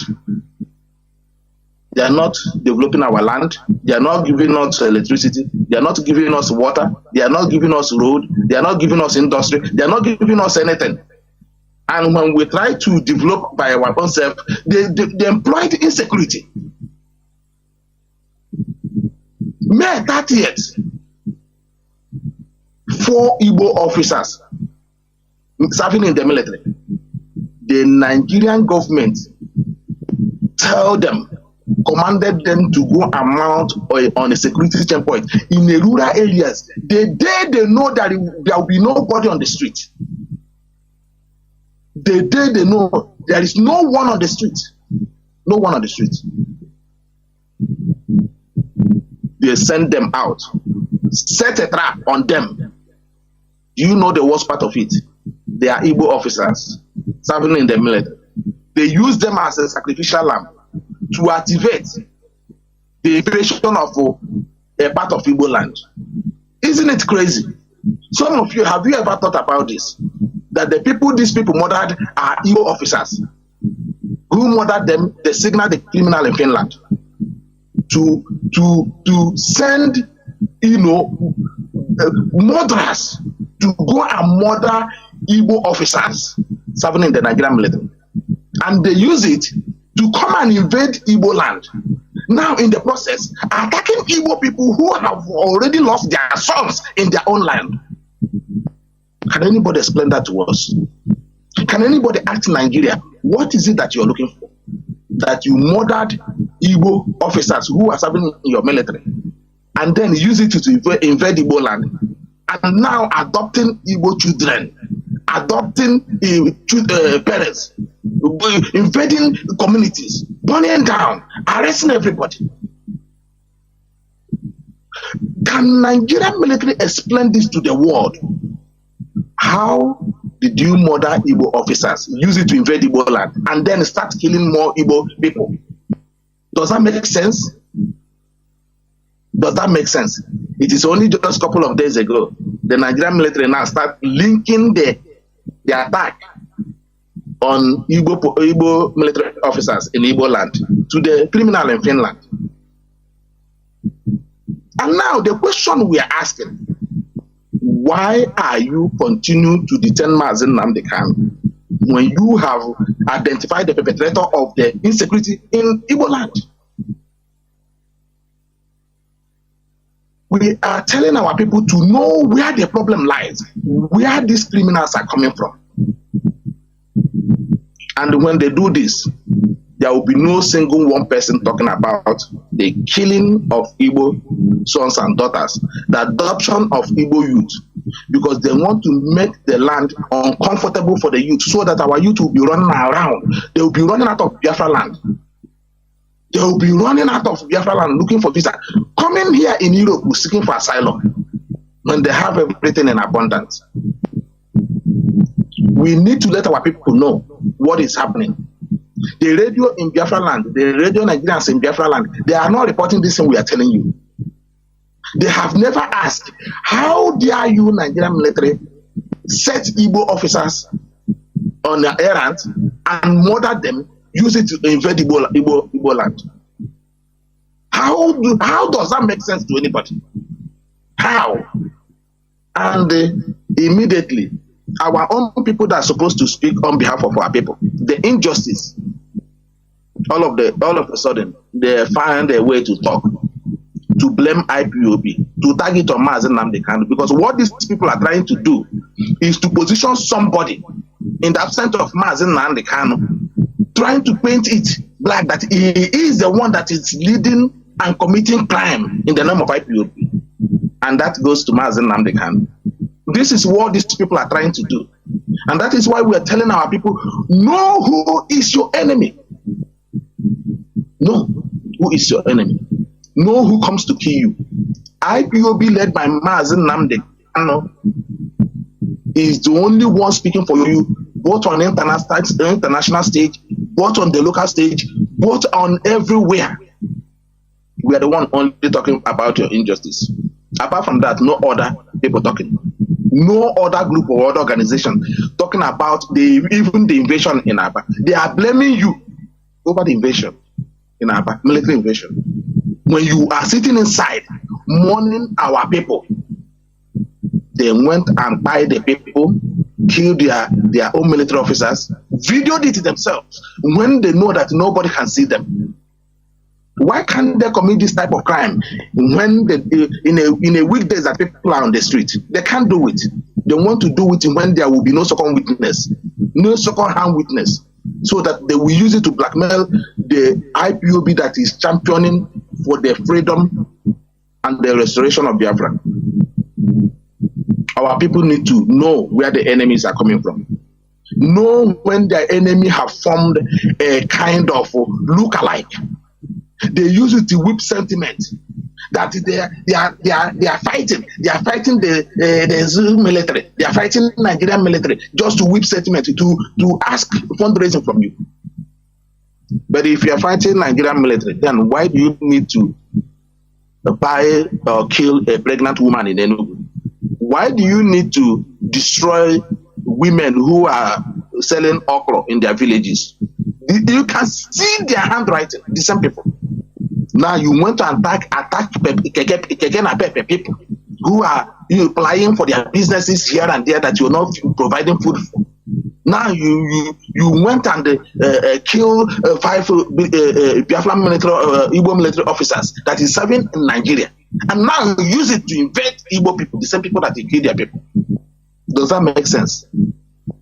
Can you not see the finger and those who went and claimed responsibility? Okay, now you have seen somebody who come out in the public and claim responsibility of the attack of the Igbo military officers who are staying in Igbo land.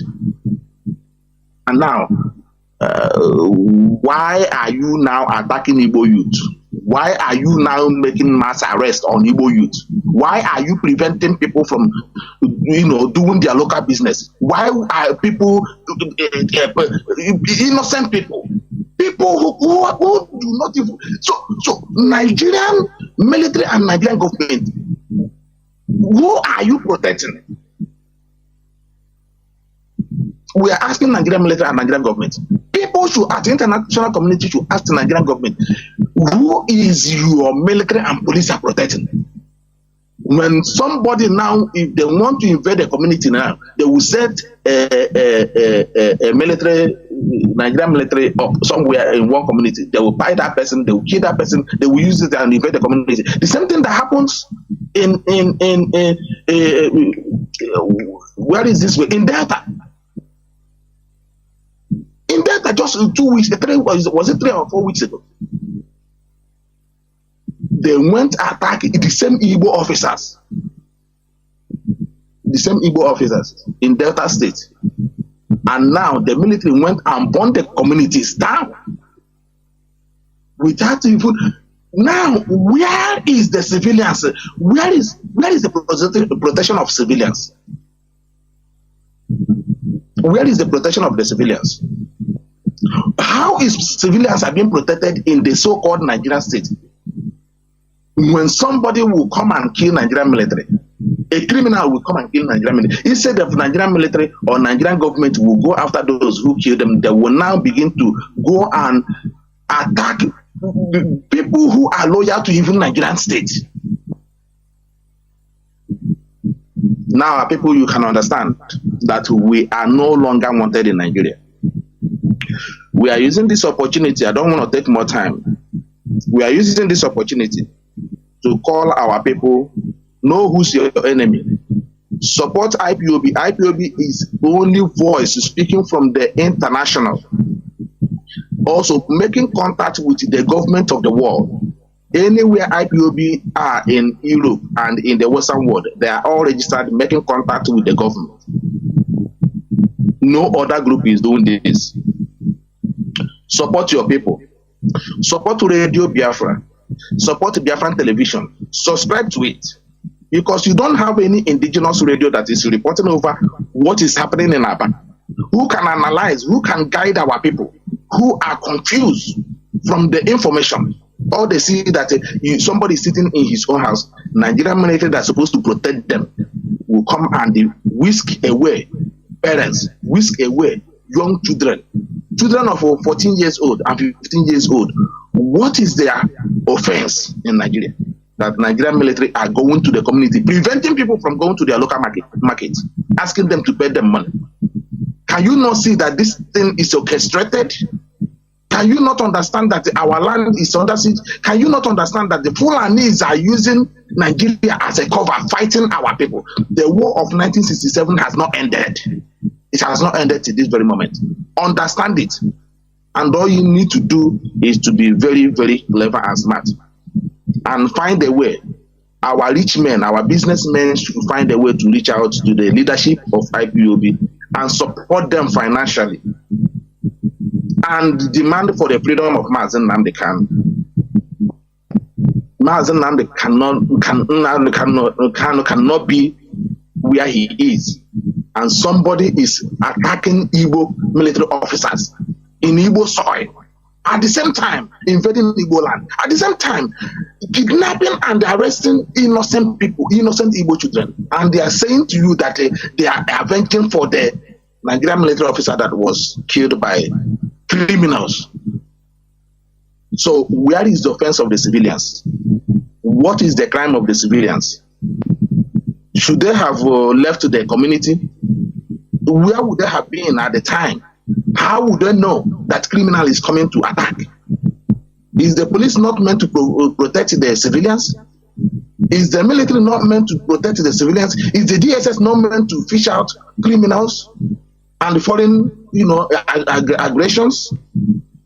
But no, they are in the villages in Igbo land. I saw on the news this evening, over 5 people was, is it over 10 or 13, military officers were killed in the north. Nobody hear that news. The northerners, we haven't heard any community in the north that these people invaded. But an Igbo son was killed in Igbo land by the same criminals. And they use it now to attack Igbo land and then arresting innocent, non-violent children and elderly people. And we want to promise them, you see this Biafra restoration, we are not going to back down. We are not going to back down. We job without Mazi Nnamdi Kanu is not going to change the method that IPOB have adopted to restore Biafra.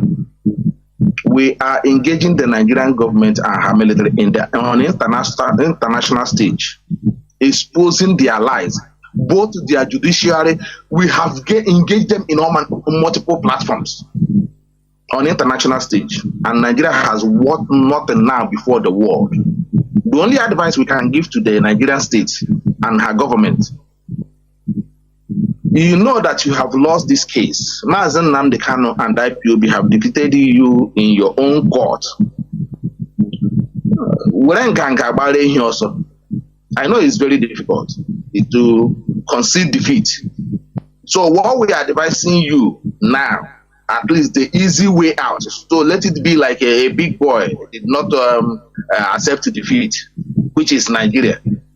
So what we are suggesting to you, if you like, give us a date for referendum, make it, at least you didn't concede defeat from Mazi Nnamdi Kanu and IPOB, or give us the regional government, or give us outrightly Biafra. That is what Mazi Nnamdi Kanu have presented to you. 3 of these options, choose one and walk away peacefully, and they walk away from the shame that has been falling on you. At least you can now say that, well, the reason why you are discharging Mazi Nnamdi Kanu is for him to go and take a regional government. That's what we are offering him. We are offering him at least a referendum. Go and organize a referendum. Or alternatively, okay, take your Biafra and go, and let us manage your Nigeria. These are the best way you can escape this shame that you are putting to yourself. Invading Igbo land, attacking our youth, and attacking our mothers, and our fathers, burning houses. It's only a criminals that can do this. Go and look at the other countries in this world that have military and have. Go and look at how they conduct themselves. Even when IPOB met 38 here across the whole globe, you see the local police here guiding and protecting IPOB. How dare you now want to tag IPOB criminal when you see the criminal that based in Finland that have accepted the responsibility, everything have sold out to your face, but you're busy hunting down innocent Biafran youth, men, women, and children, disgracing yourself as a military. You are attacking people who are not armed, civilians, and demanding money from the community market leaders so that you can allow them to do their daily business. Is it not a shame to you? Does that make you a country? But you see, very, very soon that will come to an end. I'm using this opportunity to ask our people in Aba that we are standing shoulder to shoulder with you, and also our people in Imo State, we are standing shoulder to shoulder with you in all these difficult times. Everything that has beginning must surely has an end. We are standing shoulder to shoulder with you people. We feel your pain, we feel your frustration, but remain very, very strong. Remember very, very strong. IPOB leadership, IPOB members all over the world, we are submitting complaints and petitions over what Nigerian militaries are doing to you, and we are not going to back down. This Biafra is going to be restored. You can see what they are doing. They went even to the BBC. Look at the BBC that have run out of time in Biafra land, in Igbo land. And you can see the disgruntled man that they went to interview just to blackmail the eastern region. But tomorrow he will now find a way to come and make big boy in Imo State when he have created insecurity. He is among the people that created insecurity in Imo State and the whole East that he was talking about. Now he runs to Lagos and telling other people that they should not bring their business in Igbo land. You can see the coordinated attack against our people. But we are not backing down. Remain very, very strong, my people back home. Remain very resolute. We hope in IPOB leadership, hope in Mazi Nnamdi Kanu, and continue to find a way to support this movement. You don't need to make yourself open. Find a way to make contact with IPOB leadership and support you. We must fund this Biafra restoration project. This is the only way you will defend it, even after we have gone. Because you can only defend what costs you something. You cannot know the value of something that costs you nothing. This is why Ojukwu, maybe some of our people do not understand the sacrifice of Ojukwu 1967, because he used his father's money to fund 3 years of war, and people did not value it, and that is why they allowed it to slide, and we are back even 10 times a step backwards over what happened that led to that war. You see, because people did not contribute money. They didn't know how Ojukwu was funding the war. His father's money. And that is why people easily forget it. But you can see any IPOB that have contributed this a lot in this struggle. As Mazi Abanyem have said, if you see people who have contributed financially, everything, that have lost a lot in this struggle, they will always speak very tall. And they will always speak in a positive manner. they will know their limit. But those ones who have seat and only benefit and only looking at what they are getting through, their monetized page, you will see they don't stop. They don't stop. They don't have any shame. They don't, because it's costing them nothing. They don't care about people who have died in the last, at least since 2015. They don't care. They don't reflect on our people who have lost their life in the quest of this Biafra restoration. What concerns them is making a shame of themselves on the social media. They don't understand. They don't understand. But we leave it up to them. We leave it up to them. If they like, let them continue what they are doing. If they don't like, let them see reason of what we are fighting for and focus. The reason why BBC found their way to talk to this moron a few days ago is because some of these people, they get themselves distracted. They forget there was a time BBC decided to police on them on social media, IPOB social media personals. They forget it. They forgot it because of the enormous job they were doing at the time. They forgot that the BBC were kicked out all over the place. They could not find anybody listening to them again. They were all listening to the exposition of IPOB media personals. But these people forgot it. Enemy have entered them and closed their ear and their eyes. They can't see anything else other than to embarrassing themselves on the social media. But regardless, we are marching forward. Nothing can stop the Biafra restoration. With or without them, we are marching forward. We didn't see them start and get where we are today, as Mazi Nnamdi Kanu always said. And without them, Biafra will be restored. Our people have at least seen the truth. May 30th lockdown in Biafra land. Nobody have ever believed. Nigeria could not even believe it, in absence of Mazi Nnamdi Kanu, that the leadership would give instruction and directive. Our people will adhere to it.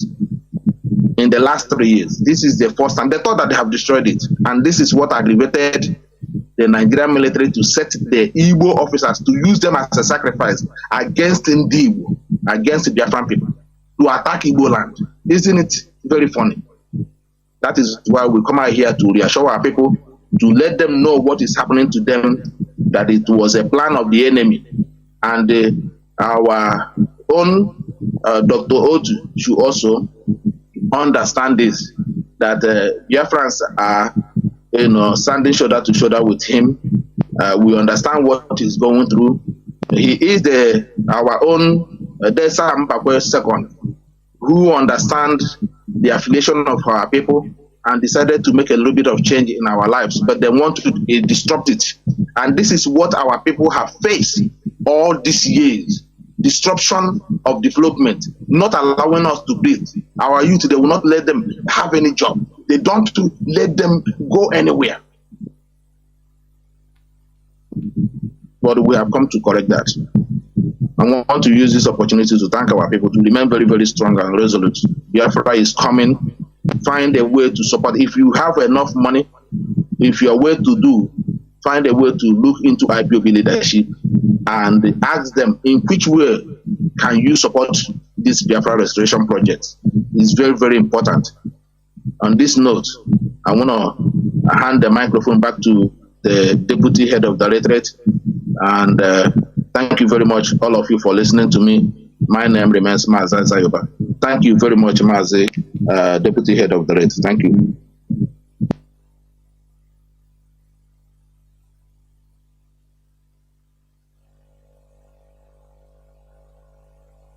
Mazi Nzurumike, your voice is not coming out.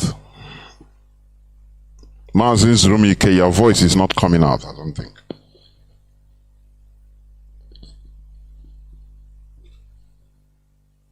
Sorry, can you hear me now? Yes, yes, it's good. It's okay, it's okay. Thank you so much. Yeah, I was just thanking Mazi Zayoba for his own part.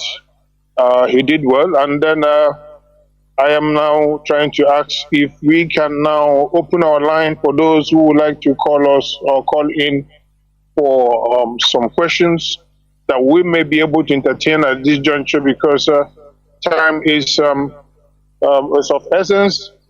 So I will ask you, Mazi, Jonathan, to please see if you can now tune over to the calls and see whether there are some questions we may answer going forward. Thank you so much.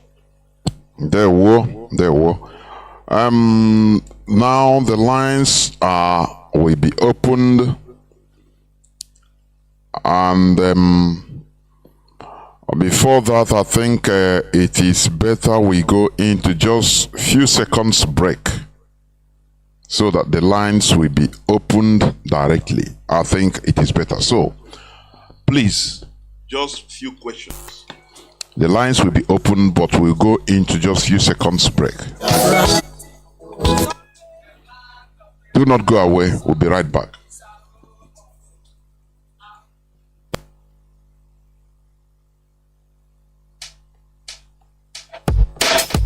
This thing not that good, oh. I say it not good, oh. This thing not that good, oh. No one knows tomorrow. Oh yes, oh yeah, make una open una ear. Hear this one.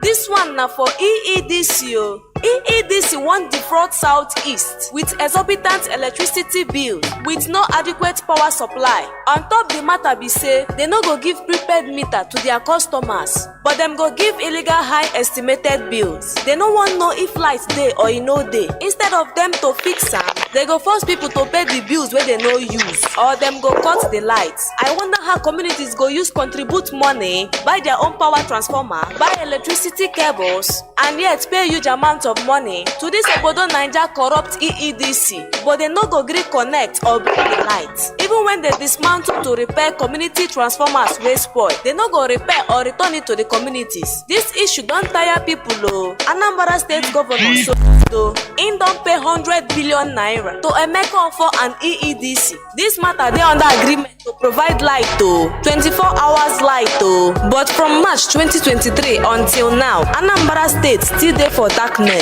Emeka Ofo don frustrate other companies wey wan give us light. The koko be say EEDC na the reason why Southeast no dey develop. This thing no dey good o. I say e no good o. This thing no dey good o. No one knows tomorrow. Welcome back. This is Radio Biafra HAUSA-SERVICE coming to you through Radio Biafra London. My name remains Mazi Jonathan Chinedu, and with me are Mazi Nzurumike, who is the Deputy Head of Directorate of States of the Indigenous People of Biafra, with some other members of the HDOS. Therefore, our lines are now open. Our lines are now opened, and people have started calling. So please, you try to minimize your questions. We are dealing on questions, please, mostly questions. So if you don't have questions, I don't think there is need for you to call. Questions, please, exclusively. Our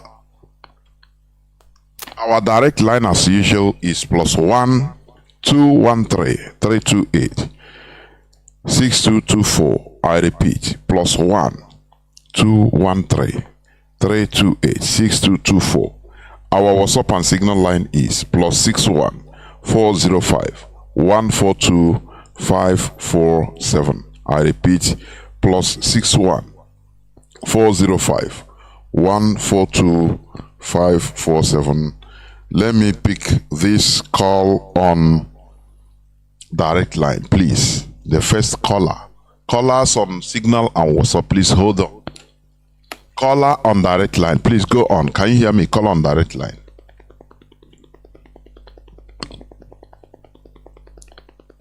Caller on direct line once again. Yes, go on. Am I coming out? Yes, you are. Go on. Okay. Good evening, Director of State. Good evening, Madam Nnamdi Kanu. I have a question to ask, two questions. Number one question is this. I want for the Assistant Director of State on their own little way to distinguish or maybe make a clarity in between the restructuring and the regional government. Then the second question I want to ask is this. People down here who have taken so much with ignorance, not going on to find out what the integrity of everything, concerning Mazi Nnamdi Kanu during the time he was sorted, the first arrest. So there have been so much confusion among those who choose to be confused. But the more we talk to them, they refuse to hear. Why I'm asking this question here is that I know that those people are listening now. I'm sure that they are listening. Now, is there any way, by any means, Ekweremadu, who is in the jail in the U.S., help to release or maybe sign a guarantee on behalf of Mazi Nnamdi Kanu? Then, please, I don't know if I'm making myself clear. Anyway, he has a hand in assisting, because I am too sure that Mazi Nnamdi Kanu said no, that he has no way of playing those assistants or maybe doing anything to assist. So I just want to ask again, so that those idiots down here, because sometimes when you talk to our people, they want you to insult them before they will begin to ask get your question. themselves back. When you come to radio, please remove anger so that you become clearer. Please. Okay, I'm sorry. Yes. I'm sorry about that. Ask your question precisely. So my question is that, my question is that I want to have a clear picture. If Ekweremadu has a way that he has assisted Mazi Nnamdi Kanu to be sorted from the first arrest. Thank you so much. Is it in the former problem? Is that what you're saying? In the former problem? Oh, he's off. Okay. Mazi, I think you had him. Mazi Nzurumike. Yes, Mazi, I think Mazi, let I me will pick up take that up. question. Yes, I will take the first question. Mazi, you can take the last question. Go on. Go ahead. Mazi, go ahead with the last question and take it. I will come up with the first response on the first question. Can you go ahead? Okay. My brother that just asked this question, you were asking about Ekweremadu. Mazi, what we know, and it's in the public domain, is that Mazi, the person who signed for Mazi Nnamdi Kanu was Senator Enyinaya Abaribe, and one of the rabbi who was a rabbi in one of the synagogues in Biafra land, and also somebody who have a property in Abuja, and I think a property of, whether it's a property of over 100 million or what. That were the three people that the court asked to sign guarantee. Well, it's also in the public domain that when Mazi Nnamdi Kanu was released, we saw in the video that he went to thank a group of Southeast senators in the house of Ekweremadu. We are not here to say specifically what they discussed, but we know it was a collective effort within themselves, because they found it as a necessity to do that at that particular time. So that is what I can tell you. There is no personal, or whether it is a Ekweremadu, but as we can see, when Mazi Nnamdi Kanu was released, he went to a Ekweremadu place where some Southeast senators gathered. They call them the other PDP caucus or Southeast Senator caucus.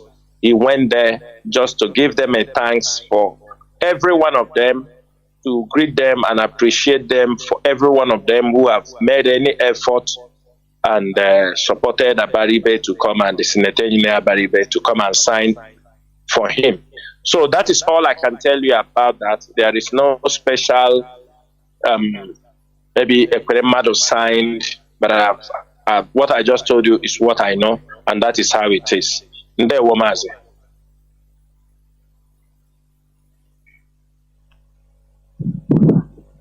Ndewo, Mazi. I think you answered it very well. What I would say to the first question is that if you are having a regional government, like he actually put his question, and it happens to be something new, something that has not been there, something that they are trying to carve into, the system. It will depend on what the representatives of the various communities, clans, and regions want in a restructuring. Otherwise, if you are coming up with a new approach you can call a regional government, it is on itself part of a restructuring. So if it was not there and it's been brought in, then the restructuring, it takes a new phase. So the differences I don't see there, because the representatives of different clans and different groups and different communities and nations within the contraption can come up and say, yes, within the framework of the restructuring, that they would like to have a regional government system instead of the state system that appears to be made only to bamboozle people and extort resources from people. And I think I don't see any difference. It just depends on what those representatives will want, because if you want restructuring, a true restructuring, then you need representation of folks who will come together on a round table and agree. Just like our late Odumegwu went on our behalf to an agreement presided over by General Ankara in Aburi. And at the end of the day, we were all happy and we said, on Aburi we stand. So he went on our behalf, so whatever he came up with was okay for us. So if there are going to be representatives and the process is well done, without any foul play, and they say regional government is part of what they want to incorporate, then there and there it becomes part of the restructuring. So I don't see any difference there. And there was caller on signal. Can you hear me? Please go on. Straight to your question. Yes, Mazi Jonathan. I hope I'm coming out. You are. Please go on. You are. Thank you, Mazi Jonathan. I thank our leaders, the men of integrity. My greeting to you people all. I greet our leader. I greet our HODs, Mazi Chikodezu. My name is Mazi Fanyi. Mazi Fanyi calling from his location. I have two questions to ask. Please, my elders, we heard that last year, is it March or February? I need clarification that Soludo paid 100 billion to this Ekperima, Emeka Ofo. My question is this: did the Soludo pay that money for Emeka Ofo to increase the bill, or did the Soludo pay that money for Emeka Ofo to reduce this crazy bill, which is billing our people? Last time I tweeted a bill which our people are crying to pay, which even the EEDC also planning to double the same amount 3 times, which our people are crying, lamenting for the crazy bill. The 100 billion, is it to reduce the billing or to increase the billing by a makeup? That's the number one question. My second question is this. We all know that our people die because of Aburi Accord, because of disagreement by this criminal who go on. Our people was massacred. And our leader, Ojukwu, now decided to say, okay, we are going to have a place so that our people will be saved. What are we going to gain right now, which Nigeria government is proposing regional government, which they know that the same regional government which our people embrace, which they massacre our people by their disagreement, what do we stand to gain? Or is not the time for we to stand and say the time has gone? That is, the hour has, the data bill has gone. What we need is referendum. That's my second question. What do we stand to gain by regional government? We don't do no much. I stand by. Thank you, Mazi Jonathan. Good night. No, I would say, Mazi, or any of you should take the issue of Soludo's payment about electricity, please. Let me see what I can see. Yeah, let me see what I can say about the second question. Absolutely, IPOB stands for the ultimate and complete and unadulterated freedom of our own fatherland, and we are not retreating from that very position nor surrender. But in the same vein, if the process is softening ground for us to now arrive safely to our destination, if it is something that is going to make our journey much more easier, in as much as we are, apolitical, we are not going to disapprove whatever they want to do. And that does not stop us from making our demands for complete and unadulterated freedom. Everybody knows our stand. The United Nations knows our stand.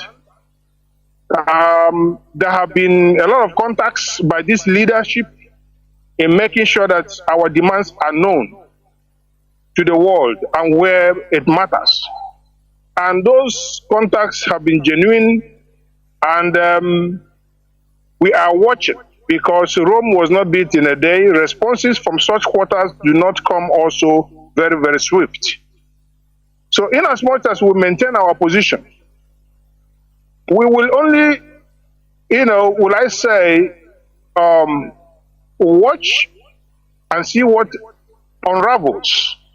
If what is happening means that we should now have our autonomy, we should now police ourselves, instead of seeing all these janjaweed, the roadblocks everywhere, but we have now Urobo policeman, Asian policeman, Ijo policeman, Igbo policeman, within our society, people who can understand our language, people who can understand when we wink, people who can have feelings for us because they know we are one of them.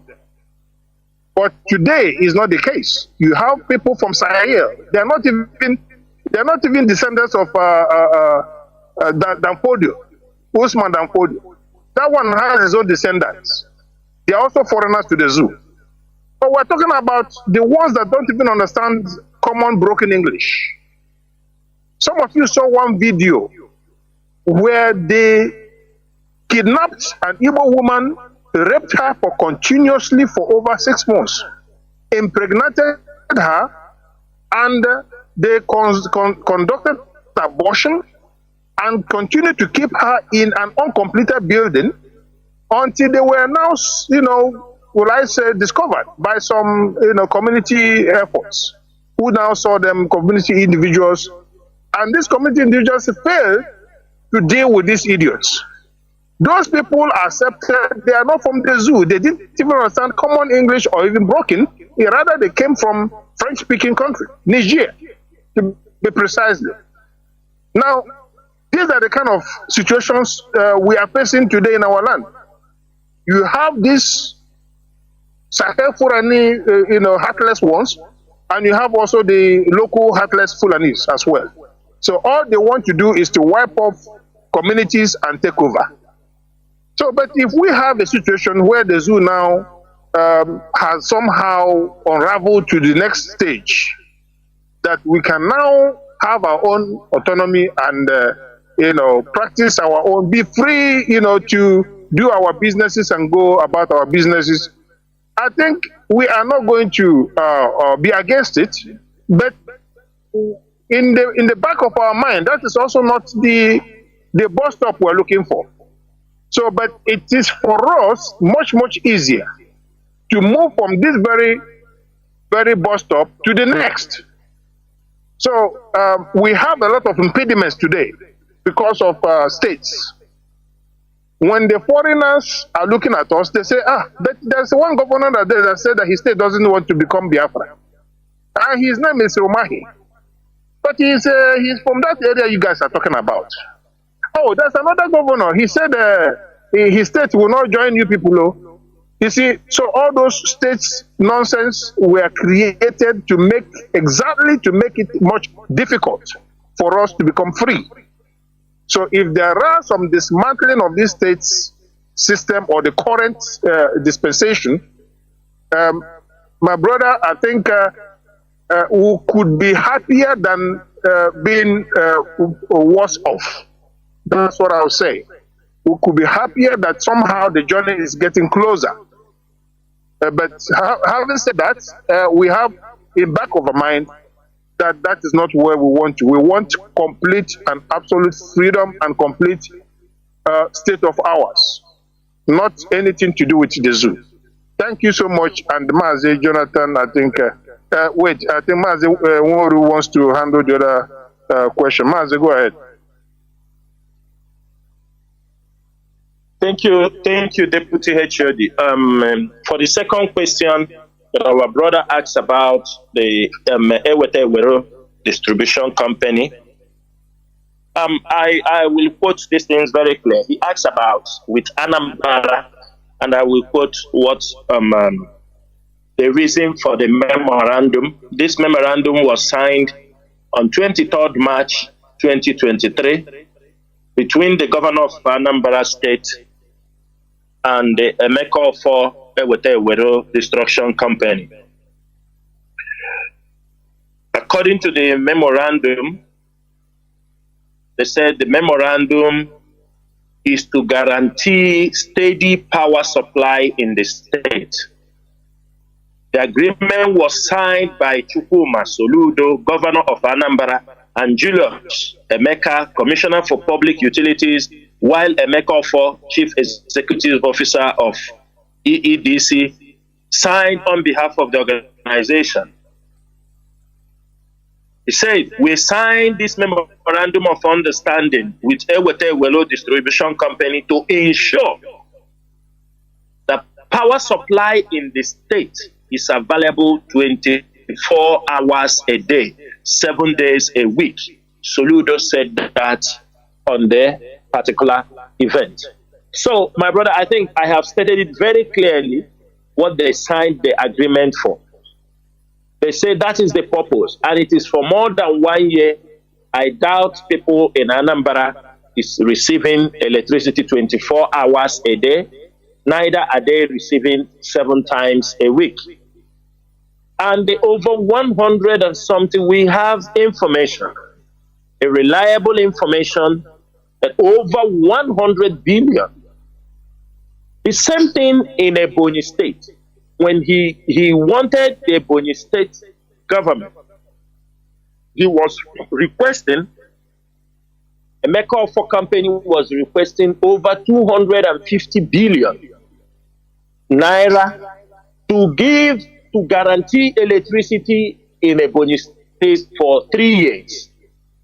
The publications are there, the meetings, the minutes of the meeting he had with them is also there. So, Mazi, I do not see anybody signing any agreement for electricity other than to make sure electricity is provided to our people for their businesses. But in this case, these people are those who have held Biafra land down.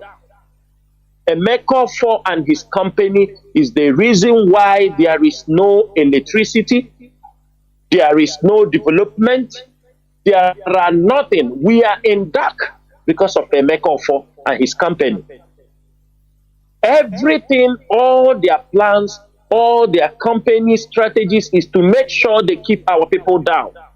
They will come to you to pick up bills with tax force, with police and army. They will come to you. If you don't pay, they cut your wires. Any of them can come to you, cut your wires, take your wires and go home. Next time when they are coming to reconnect the wire, they now have to ask you again. They have to ask you again to buy wires. They will just come to your place, cut all your wires, pull them and go. And when next, if you're going to pay them tomorrow, you have to buy wires again for them to come and do the reconnection. So, my brother, the things are straight. But one thing is this. Soludo at this point is working towards his next election. He might not want to confront Emeka Offor, but the IPOB, we are taking this case head on. Our purpose, our mission is to make sure that Biafra land is electrified. And if anybody thinks, whether it is Emeka Offor, whether it is his company thinks he will be an obstacle for this mission to make sure Biafra land have electricity for the development of our land, then he have a score to settle with IPOB. That's where we stop. Ndewo Machineke. Ndewo. Caller on WhatsApp, please. Welcome to the program. Go on. Can you hear me, please? Caller on WhatsApp. Just hold on, please. Yes, caller on WhatsApp. Can you hear me? Yes. Can you hear me also? Yeah. Yes. Go on. Thank you very much. My name remains Don in Lesotho. My question goes this way. When Buhari, as called, known as Jibril, said he was going to make the Biafran or the Biafra land irrelevant. Now, from that to Tinubu also said what he was going to do to the Igbo people, and he practiced it and put it in physical practice by when he began to try to estimate the Igbos in Lagos and to disrupt their businesses, coupled with during the time of election, what he did to the Igbo people. My question is, didn't the British government, the international community having embassies in Nigeria, are they not aware of those things? Why are they keeping mute? Secondly, why is it that since they have said all these things publicly, disregarding the Igbo people, what is the role of the Ohanese, the people who said that they are the leaders of the Igbos, watching these people saying this the same time, practicing it to make sure they decimate the Igbo people? What is the role of these people who say they are representing the Igbos? And in the House of Representatives, whom are those representing the Igbo people and the Biafrans doing after they have seen these actions? Now, my third question is, Why are they still holding Nnamdi Kanu, Nigerian government holding Nnamdi Kanu, being a peaceful agitator who demanded for referendum peacefully? Then they skipped of listening to him debating it in Nigerian government or in Nigeria. They skipped that and then try to put the Igbos or Biafra land irrelevant, like they said. And then nobody among the Igbo leaders intervened to defend who they said they are leading. That is my question. There were. Mazi Nzurumike.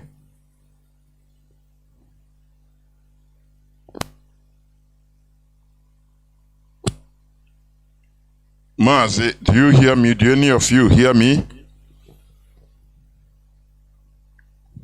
Yes, Mazi, I can hear you. I think if I was attentive enough, I think he talked about Ohaneze and their very funny roles so far as we know it. I would just want to say that till date, that very group has always been funny. They have been a joke. They have been a disgrace. That is just my personal opinion, and I think a broader opinion as that. Because we have grown-ups among them, some of them well-schooled, and I think should have brought up together, on the table, human resources among themselves, and thought it out very well. If at all as they claim, they are Ohaneze Ndigbo, somehow they represent Ndigbo. They represent Ndigbo just, I don't know, in fact, I don't even know how they came into, existence. We all know that they were not voted for. They were not, I can't remember we selecting anybody to say, well, come together and be Ohaneze Ndigbo and represent us. And, representation is something else. These people have not been representing our people. They have rather been making life more difficult for our people. Because if the enemies understand that there are a group of people called Ohaneze who somehow are there symbolic as representatives, and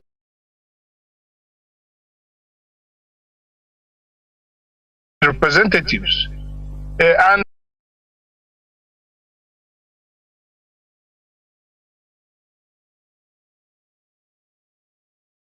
welcome to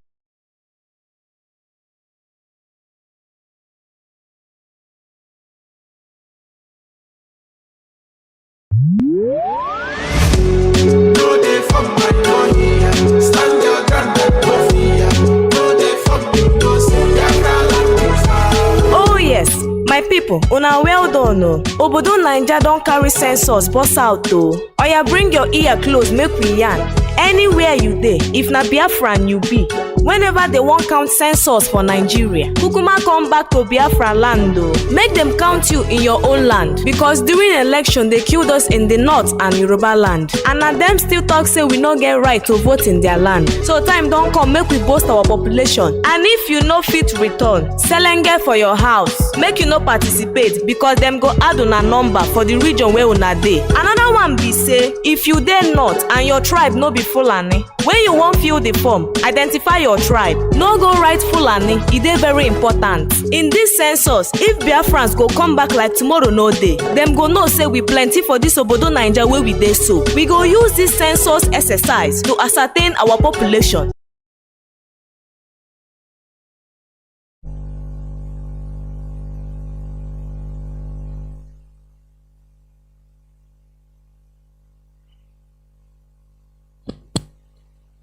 Just hold on.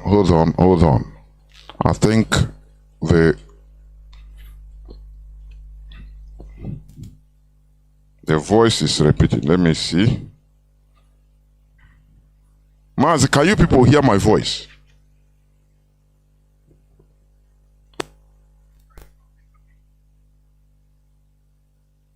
Yes, Mazi, we can hear you. Can hear you.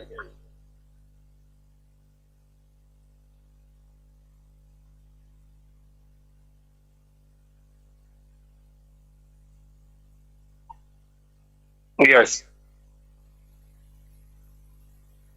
Aha m bụ Chukwu Emmanuel. Ana m ekele ndị isi anyị ndị bịara na redio taa imetụ ụfọdụ ihe dị iche iche aka ka ndị mmadụ nwee ike mara ebe ha si na ebe ha na-aga. Ọnwụ ihe m chọrọ ikwu bụ ihe gbasara ọha na eze ndị Igbo. There was a time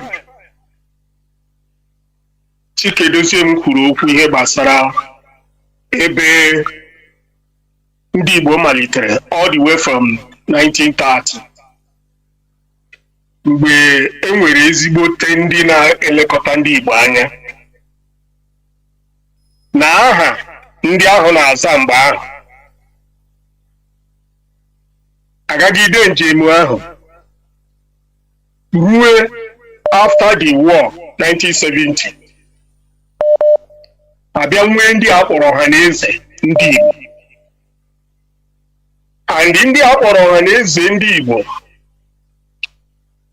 since ahọpụtara ha n'ala Igbo ka ala Igbo kwesịrị ibido mebie, ha na-anọchite anya ndị Igbo dịka ndị mbụ ahụ.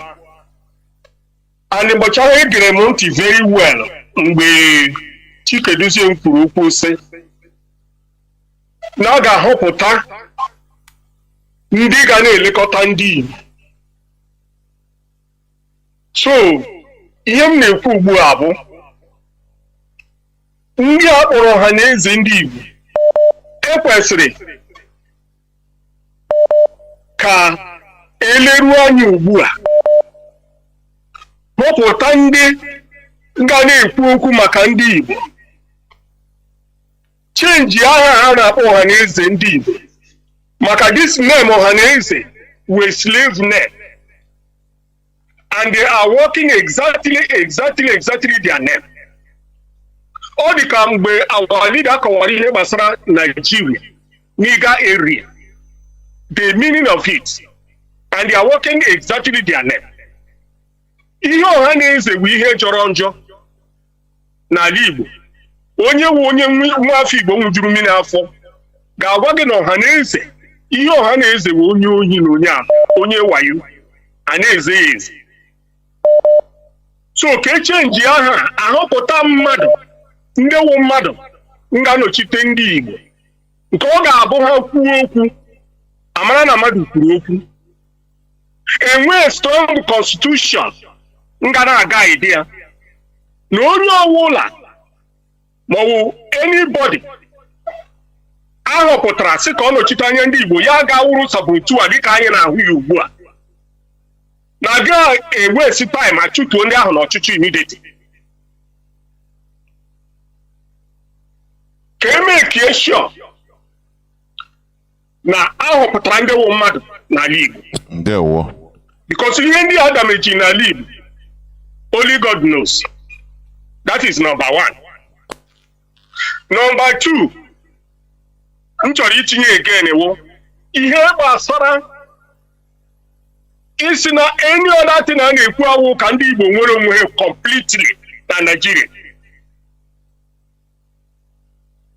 Because ndị ohi na ndị ama nwere ike wepụta something ga-eche ma wee ezi ihe asịrị na restructuring no nke a na ọka ọzọ.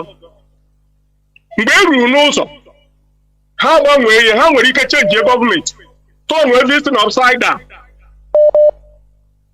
alaghachikwa square one. Mgbe ahụ ndị a na-fight ihe a maybe there or not again. Ka eji sie ihe gbasara complete freedom ndị Igbo Biafra ka eji sie ike na no matter how long it take ka amara na-enwetara ihe from one generation. Because ihe na-eme na Nigeria arụrụ ala edo na Nigeria ọ naanị Chineke mara arụrụ ala edo na Nigeria. Ha nwere ike mara agha eme eche ma ọ na-enwere ihe chọpụta at the end ga-ahụkwa because ụadị iro nsi jikọtara the whole Nigeria together after emere coup. After all, every region on their own, working on their own. Every region Chikotaria, Kekoyon, and you ever. So come you know what I gave you, Mother will put it, came the structure, Mark can under Nigeria. I am sorry, suggestion Avalia. Thank you very much, and almost say Biafra. Mazi, and when you actually add, I go to the next caller. Mazi, well, not much. I think he just made a comment, and he is on point. I would say he's on point. So let's go to the next caller. There were caller on signal. Can you hear me? Welcome to the program. Caller on signal. Please go on. There were the Mazi Jonathan. Not regular. My bago man. And make and the senator sign the Japan Nukuloka. If I name or I might be the democracy from the beginning. So if I want anando acho ka imtify acho anamam na stena otu safia anende na-edu anyị na la Biafra ke na-edu anyị nke ọma anmasị Chukwu ka bịa ma gbuo n'ume HDOS ndewo na-ekelekwa onye ndu anyị onye afụrụkwaba okwu Maazị Nnamdi Kanu anmasị Chukwu ka bịa ma gbaa gị ume anyị kwughị n'azị ụmụpụ IPOB kwughị n'azị kwụsie gị ike ihe anyị nidere nwere onwe ife anyị nidere wu total freedom o Emeka Nsụka esi mgbukala manga Colombia na-akpọ asị ka m jugode ndị a kpọrọ onwe ha ndị ọhaneze ndị Igbo ndị na-anọchite anya anyị na-eso onye ndu anyị na-aga kọtụ agacha ha nwalaba ha hapịa lakwube nwunye ha n'ụlọ ọdụwakwa onye ndu anyị anọkwara na-echekwa ihe ọ na-eche. Kedu ife merenụ ma Reverend Fada o ma ọ gwawe ndị robere fada ha lekwa ihe ya na-eje representi na kọtụ ha pụta ka ha megagharị iwe n'ihe a na-eme na ọdịghị mma bikọs na anya nwere onwe ya mara ife ndị Naijiria na-eme adịghị mma nwa ihe ya eji wee kipo a family man enweghị ihe o mere na mkpọrọ anụ ndị kpọrọ onwe ha eliti na-eje ebe ahụ ka ejeche esecha pikchọ ha pụta onwe ife ha ihe alakpuru echiwekwe another day anyị achọzighị ha bikọs onweghị ha na-ejeta ebe ahụ ka ejeche ha alakpuru bikọs onwezighị ha na-eje ebe ahụ ime. Anyị na ndị Naijiria enweghị ikpe ha nụbeghị ya na ha ejere kidnapụ nwoke mmadụ na ala ndị ọzọ bulete ha. Ndị ahụ enwekwara echiche anya ka m na-ajụ ndị isi anyị kedu ife anyị ga-eme ka anyị wee nwere onwe anyị ọsịsọ bikọs otu ọ na-adị ka ndị be anyị na-anwụ so kọma na anyị chụrụ ewu ojii oge chikadị arụmarịọ kwụnụ gwagodo anyị the strategy anyị eyuzu ka ndị ụwa mara na anyị bụ mmadụ and anyị nọzukwe n'ụwa niile. Amara m ebe a agazuola m Karibia niile mara ebe ndị blọd ndị Igbo nọ ana ama m ka ha nwere onwe ha si na-asị na ha na-abata na ma Biafra bịa ha na-abata mana Venezuela onwe ebe ije na Venezuela ya na-akwa gato negro so ndị ojii ka kwasara ebe ahụ otu akọdụ na Pacifico Colombia sị na ọ bụghị ihe mmadụ ekipụ kwayet ndị akpọrọ onwe ha ọha na eze ndị Igbo ọ ife ha na-eme ha nọrọ ebe a na-asị na ọka ya arịọba ndị Fulani na arụ baraki na ala Biafra since how many years ndị nna nna anyị ha amara ihe akpọ amị anyị nọrọ onwe anyị ndị a na-eji akpọtara anyị ndị Fulani a na-abịa rụrụ anyị barak na-abịa agbagbusi anyị ụmụnne anyị ka ị ga-abịa gbagbuo ụmụnne anyị nọ n'amị unu ị bịakwa na-egbukwesị ụmụnne anyị na-akwasị. Ndewo Mazi. Ka ihe ya akpọ nke ahụ. Ndewo. Mazi be ya nkenke. Ndewo. Ndewo ka anyị jisi ike anụmajụ n'ike unu jisie n'ike na anyị eru ebe anyị na-eje.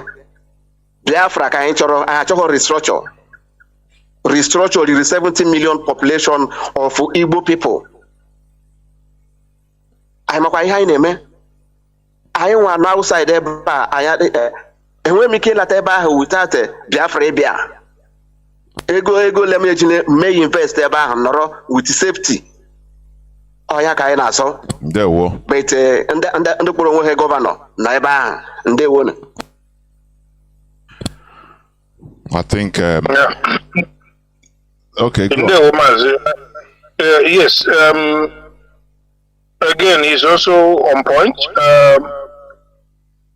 We have always said it times without number that our goal is the final goal. What we have agreed in this very struggle is to pursue for total freedom, and that is what we are after.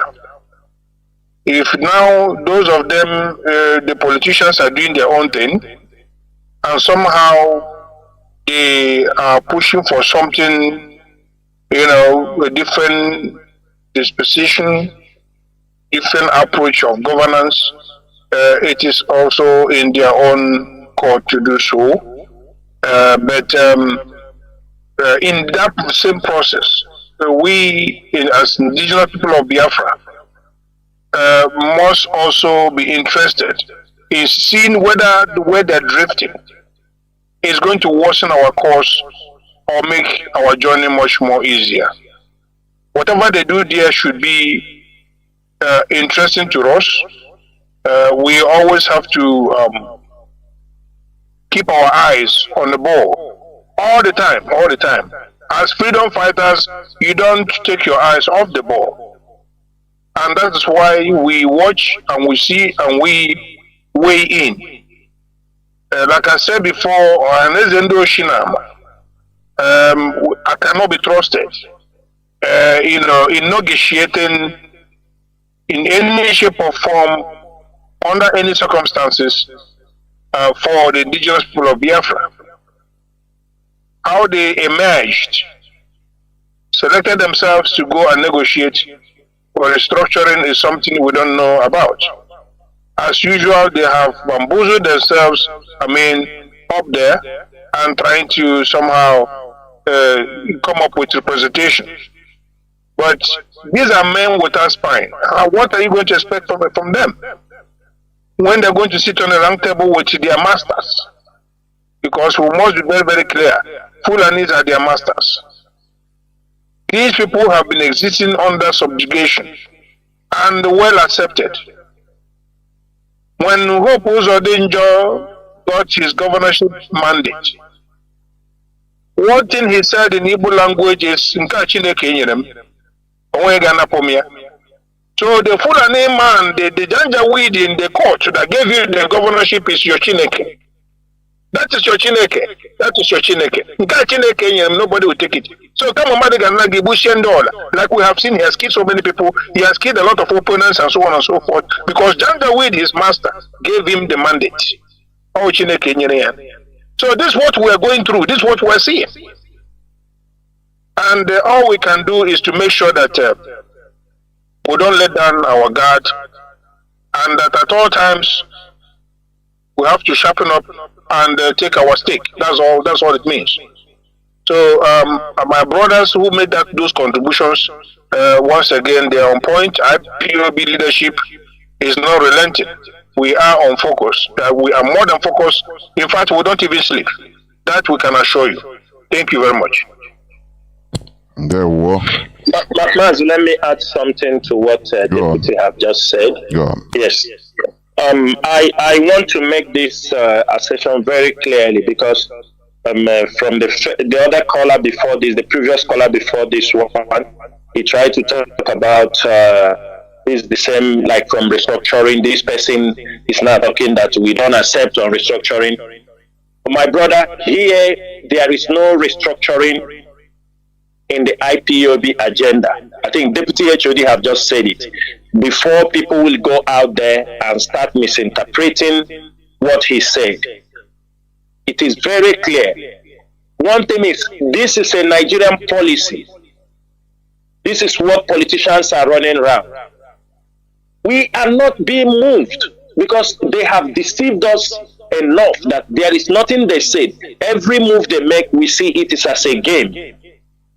But at the same time, you will not contest or attack a policy when you do not understand the fabric, the context, what they want to achieve with it. It is very, very important we know that.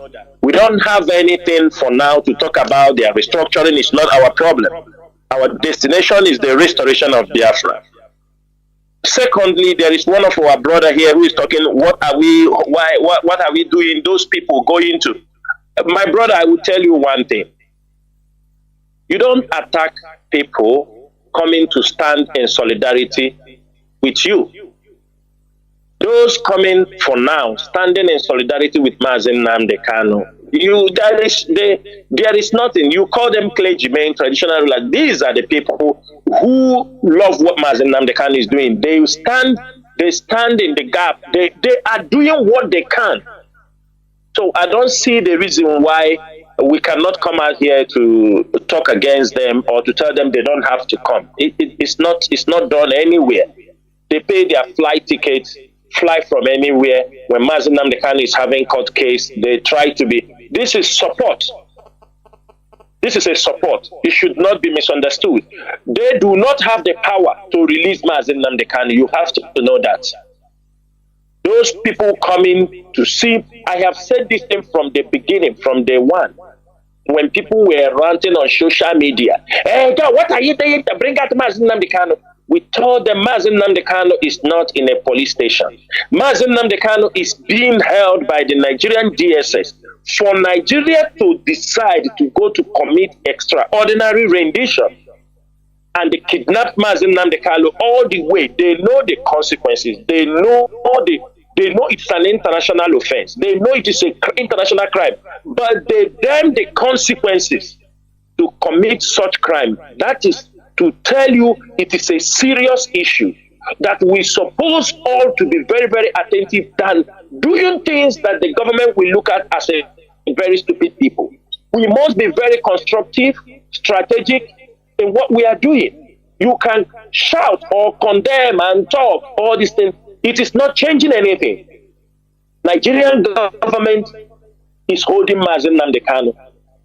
The reasons, let me make this thing very clear this evening, because people do not understand why the leadership also come to a particular decision when we tell people we are not going to any court any longer. Since they held Mazi Nnamdi Kanu, IPOB have engaged in many diplomatic moves. And there is one tactic we realize. When you go to talk about Mazi Nnamdi Kanu, they tell you, we are waiting. The Nigerian is saying the case is in the court. The case is in the court. We found out that this court, going to court, has become a yardstick to play with our intelligence, to delay any way to remove Mazi Nnamdi Kanu. They are using the court. Because if you go and approach a country to raise the issues of the human rights abuse, detention of Mazi Nnamdi Kanu, they'll tell you, okay, let us see. They say the case, let us see what the court will say. And that is it. If you ask Tinubu, he will tell you, let the court decide. You ask this person, he say, after that, they will know. It has become a tactics they are using to delay Mazi Nnamdi Kanu, to continue to keep him, delay his trial, delay everything, and keep him in detention. It is one of the reasons the leadership said, no, this is a game. They cannot release Mazi Nnamdi Kanu through the court system. Because that is what we have passed through for nearly 3 years. Anybody coming to tell you, They are going to release Mazi Nnamdi through the court system. That is why we said on that appeal, they put on, we said we are not interested because we know what their game plans are. It's very, very important people to understand also about this restructuring regional. Let me tell you, the Nigeria is under pressure. The possibility of Nigeria to break up is 100% sure. Now, what are the Igbo politicians doing? You don't have to come and criticize issues when you don't reason. We want people to reason beyond what they are seeing. Don't just come and you discuss on topic. These are very serious topics. These are very serious issues. Now they are talking about regional government, the restructuring. You see Ohaneze, you see all these people, they are rallying around, talking, trying to position themselves, using the army.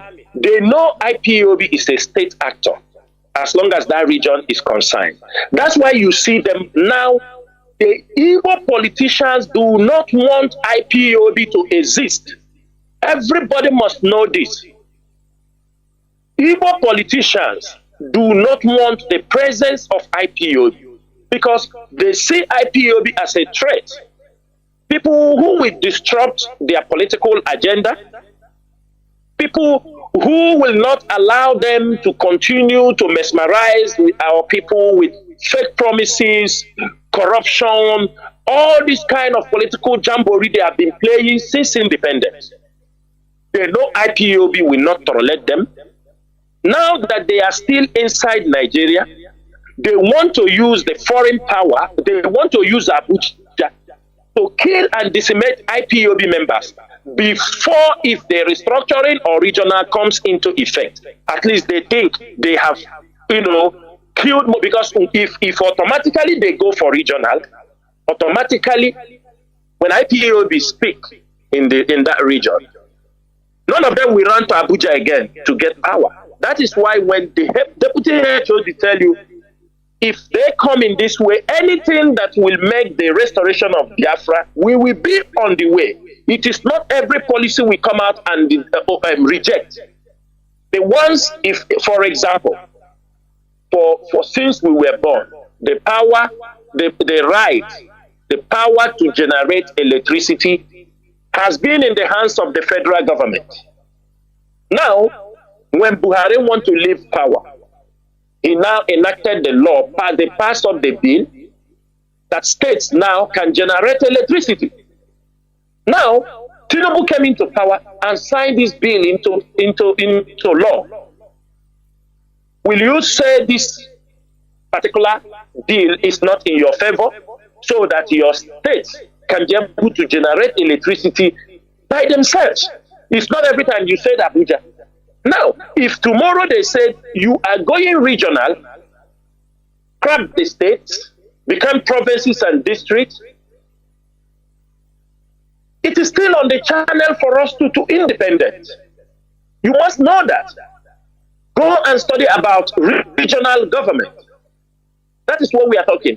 They are restructuring, they have their own interpretation. We are talking about if they say it's the regional, we don't want to talk about it.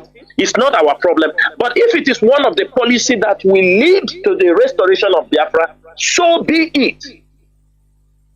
So all these people, but the fact that the politicians in the Southeast have hatred against IPOB. Most of the politicians want me and you dead. And that they cannot achieve. That is one thing they will never achieve. We do not have problem with any one of them. But if eventually we found any politician in the Southeast being in the midst, in conspiracy, we know the ones we know. We found you in conspiracy on how to kill one IPOB member. Whether it is a coordinator, whether we will never forgive you. It's an eye for an eye.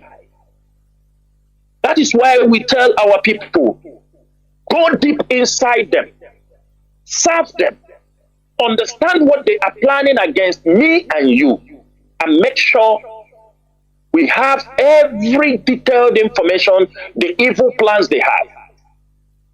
Look at Iwanyanwu. These are the people coming to talk for us. It's not possible.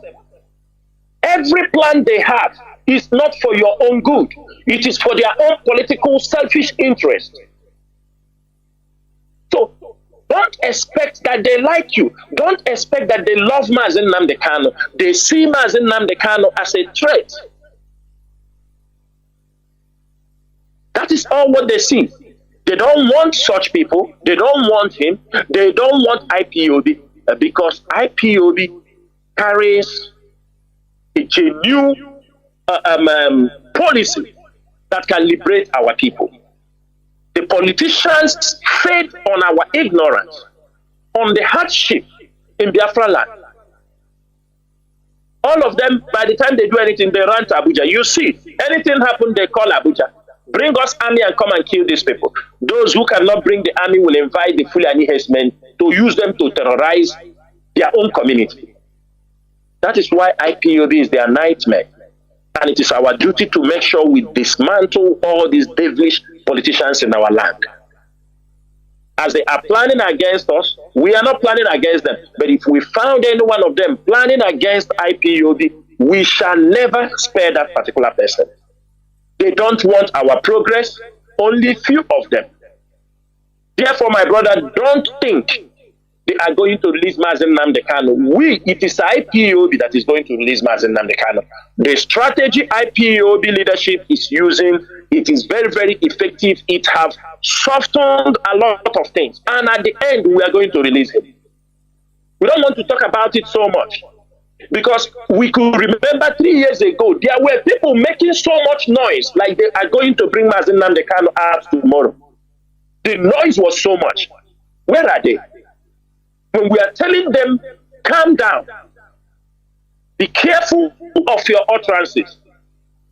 Government do not work in this way. That's why always I tell you people that the Directorate of State for the Indigenous People of Biafra is an institution. The institution does not operate as an individual. Institution speaks to institutions. And we represent this global movement. We might not be very, very perfect in what we are doing because we are not getting the necessary support in logistics, being effective in our diplomatic missions. If we have all the necessary equipment, even if we have even 20% of what we need in our diplomatic onslaught, by now we'll be talking a different thing. Many people come, they just only talk. They don't want to support. Some of them are waiting until when Mazi Nnamdi Kanu will come out. That is when they will support. That is what some people are waiting for. And they don't know that time waits for nobody. It is 3 years down the line. Is Mazi Nnamdi Kanu out? If you don't understand the in-depth and understand why Mazi Nnamdi Kanu is inside, if you don't understand why the Nigerian government went to that extent to kidnap him and bear the consequences, that means you don't know what you are in for. You don't know we are in a struggle. If you're thinking that Mazi Nnamdi Kanu is just in a police station where it is a serious issue, it is there. Go and know what is holding somebody based on national security. It is a serious issue and it is something that we have to be very strategic. It is not blabbing on social media. I will stop here. Mazi Chinedu. I don't know Mazi Oba or Mazi Abanyum. If anybody have anything to add, please go ahead.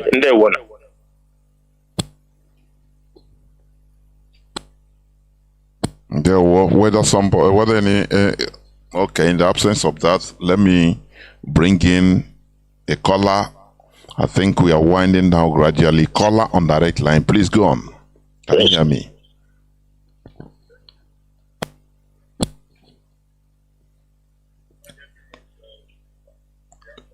Just hold on. Mazi, restart, please. I misplaced your voice. Go on. Mazi, caller on direct line, please. Go on. Thank you, Mazi Jonathan. My name remains Chukuma, Biafra. I have 2 or 3 questions. My first question is this. The Nigerian judicial system has given indication that they will be going on a break, out of which they are going to resume in sometime in September. I think I saw that from one of Nigerian newspapers. And what does that mean? Our leader is supposed to appear in their court again on the 19th or thereabout. And this is part of their delay tactics. My question on this is this. Since we know about United Nations and we know about International Court, Criminal Court in Hague, and is it not proper for us to look beyond the shenanigan of Nigerian system, because it's deliberate? A man is kept in solitary confinement for 3 years, and they are still playing this politics. Take the matter over there. I know that the leadership must have done something in that direction. Is it not time for people, IPOBers and lovers of freedom around that area, to go to ICC or to go to United Nations again and begin to mount our pressure, begin to remind them of the infringement that is being meted to Mazi Nnamdi Kanu? I think I need response to that. Number two, again, the president of Nigeria, Chinedu, in very clear terms, declared a war on the Biafra region. And that issue of crushing IPOB, self-determination movement, is an act of war, no matter by whichever way anybody will look at it, because it's peaceful. And for the fact that they are trying to use it to blackmail IPOB, and an incident they generated within themselves, in less than 24 hours, he came out to declare, go and crush indigenous people of Biafra. And since then, they have been harassing and arresting people in Abia State. This, to me, serves as a major tool to use against them, against Nigerian government, because United Nations, which everybody looks up to, need to be in the know of all these threats. And for us in that region, we should not take issue of threat lightly, because threat is threat. IPOB has never threatened anybody. Is it possible for us to, because if you bring a case on Mazi, can you go direct to your question, please? Because when you talk more, we lose what you want to. Go direct to your question, if you may, please. Okay, thank you. Sorry about that. So, how are we going to address this issue of threat? Because it's an opportunity for those of us, Biafrans on the social media, to highlight this threat. And I don't think we have done justice to that. Thank you. And finally, please just make it very brief. Go to your question brief, please. Please go on. Okay. Thank you, Mazi Jonathan. Finally, I wanted to say that anybody talking about issue of regional government should listen to the video showing Shetima, the Vice President of Nigeria, where he said regional government my foot. So that is where I rest it. It is full of Nitakia. Thank you. There were. Mazi, please, over to you. Mazi, Yes, Mazi, let me answer this, our brother.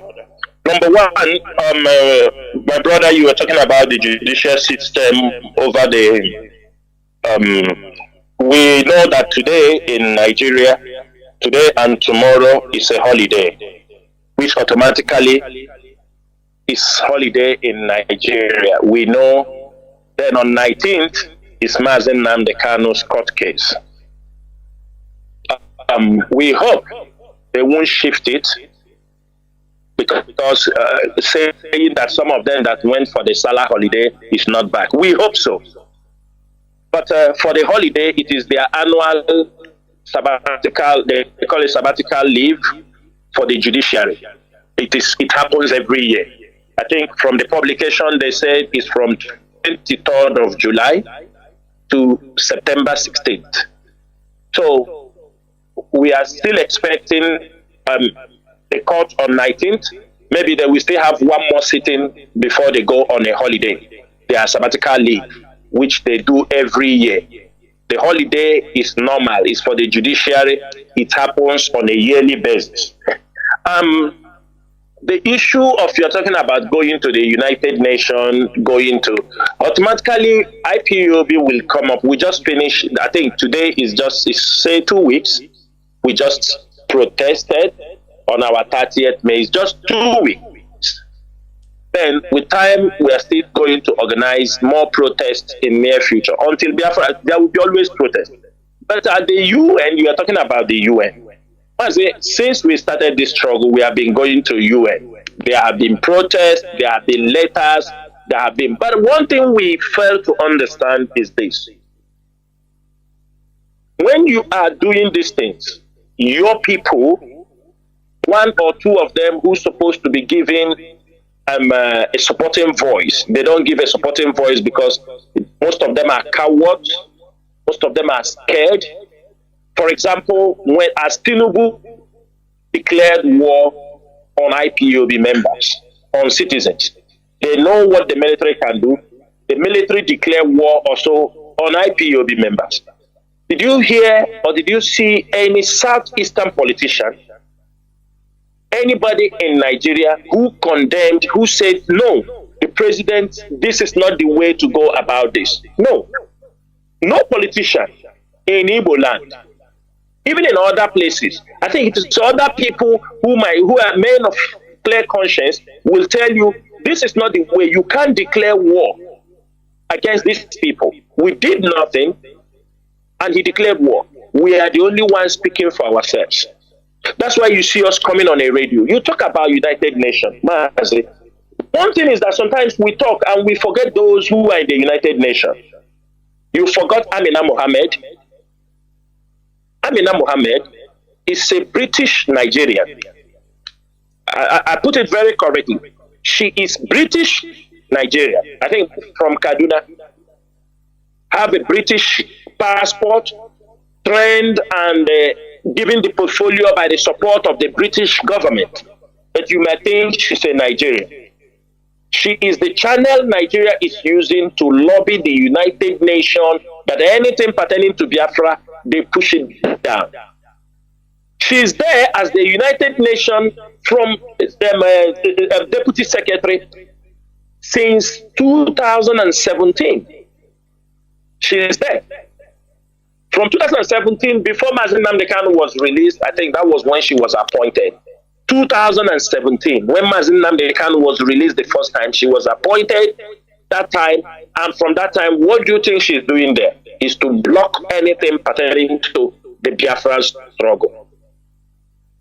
We can do our best. We can go to UN, but for this leadership, we don't care so much about UN because we have checked the activities of UN. We have complained and they do. So we are waiting for that day. A day will come, the UN will come by themselves. The time is coming. Now we are no more looking for UN. We believe in practicality. We know UN will only come when they see there are refugee crises. This is their way because they love. UN can never come until there are crises in Nigeria and the people are fleeing away. That's when they will arrive.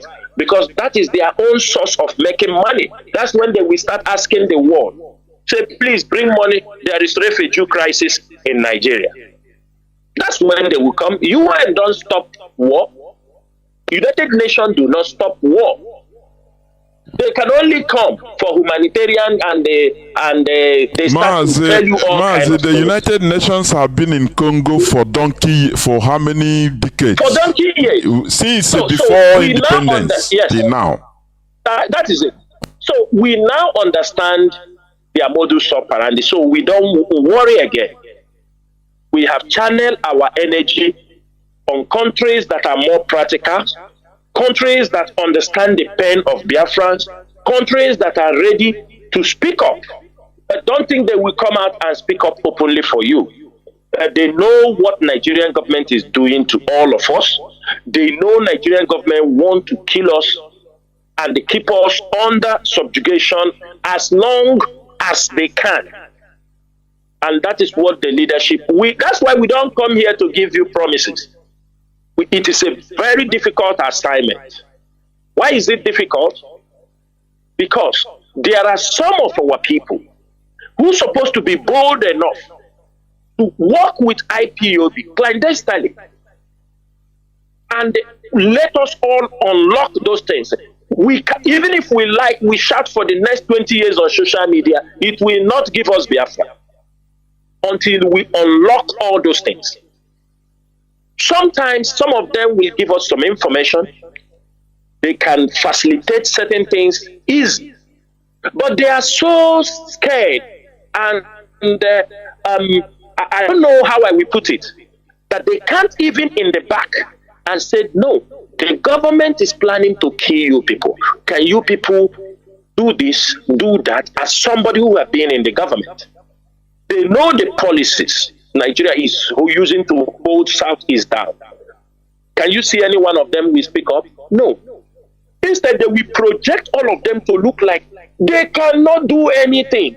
Don't you see sometimes they will show Akwa Ibom, how it is developing, Lagos, how it's developing, Kaduna, how it's developing, every place is how it's developing. They try to show magnificent projects, but in the 5 Southeast, they don't want any, so that is why it's easy to send an Igbo man to prison for one crime other people are committing, because they want to show the world that you people are good for nothing. They want to show the world that is why what OT is doing is giving them headache. Since 1999, for over 24 years, many roads in Aba have not been built from Oju's or Kalu period. And suddenly somebody is building them. They are worried. So Mazi, these is things that we have to, you see, United Nations, keep them aside. We know the day they will come. We don't beg them because a Nigerian British agent is there on the top.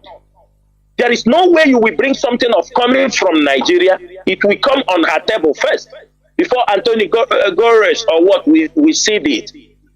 But they know about our issue because IPOB have sent messages through their offices and the UN Secretary General, he knows. They say they know, they are aware of these issues. But sometimes our people don't understand that it is not them that will come to wake. It is we that will rise up before they come. That is very, very important. And that is why I make it very clear this evening. Biafrans do not accept Nigeria to carry out their devilish plans in Biafra land. They have a plan. And that is why they are using the criminals. Somebody kills some people, the criminal will take responsibility on behalf of it, so that they will say it is these people, so that they can push the message to the world. They commit certain crimes. Somebody come. I have never seen where somebody is taking responsibility of something he knows nothing about. Just like we see things happen in Syria, he took responsibility. We saw aeroplanes shut down in Niger, in Niger State. He took responsibility. We found out a helicopter, military helicopter, Air Force, crashed in Iguacha. They took responsibility that they shot it in Olo and he flew and go to. Can you understand? Are you opening your mind and understand what is happening? They saw a truck attack in Kavanchan, in Sokoto. He claimed it is IPOB. These things, it is something, if we understand what is happening, everybody should remember, ask your parents. This time is very critical. Between 1967 and 1970, when Biafra war was going on, that was when Israel was also fighting their war with the Arab war, that 1968. By the time Israel finished their war in 1968, that time America did not support you. They were more interested in Israel. They were doing all their support with them. That is where they concentrated.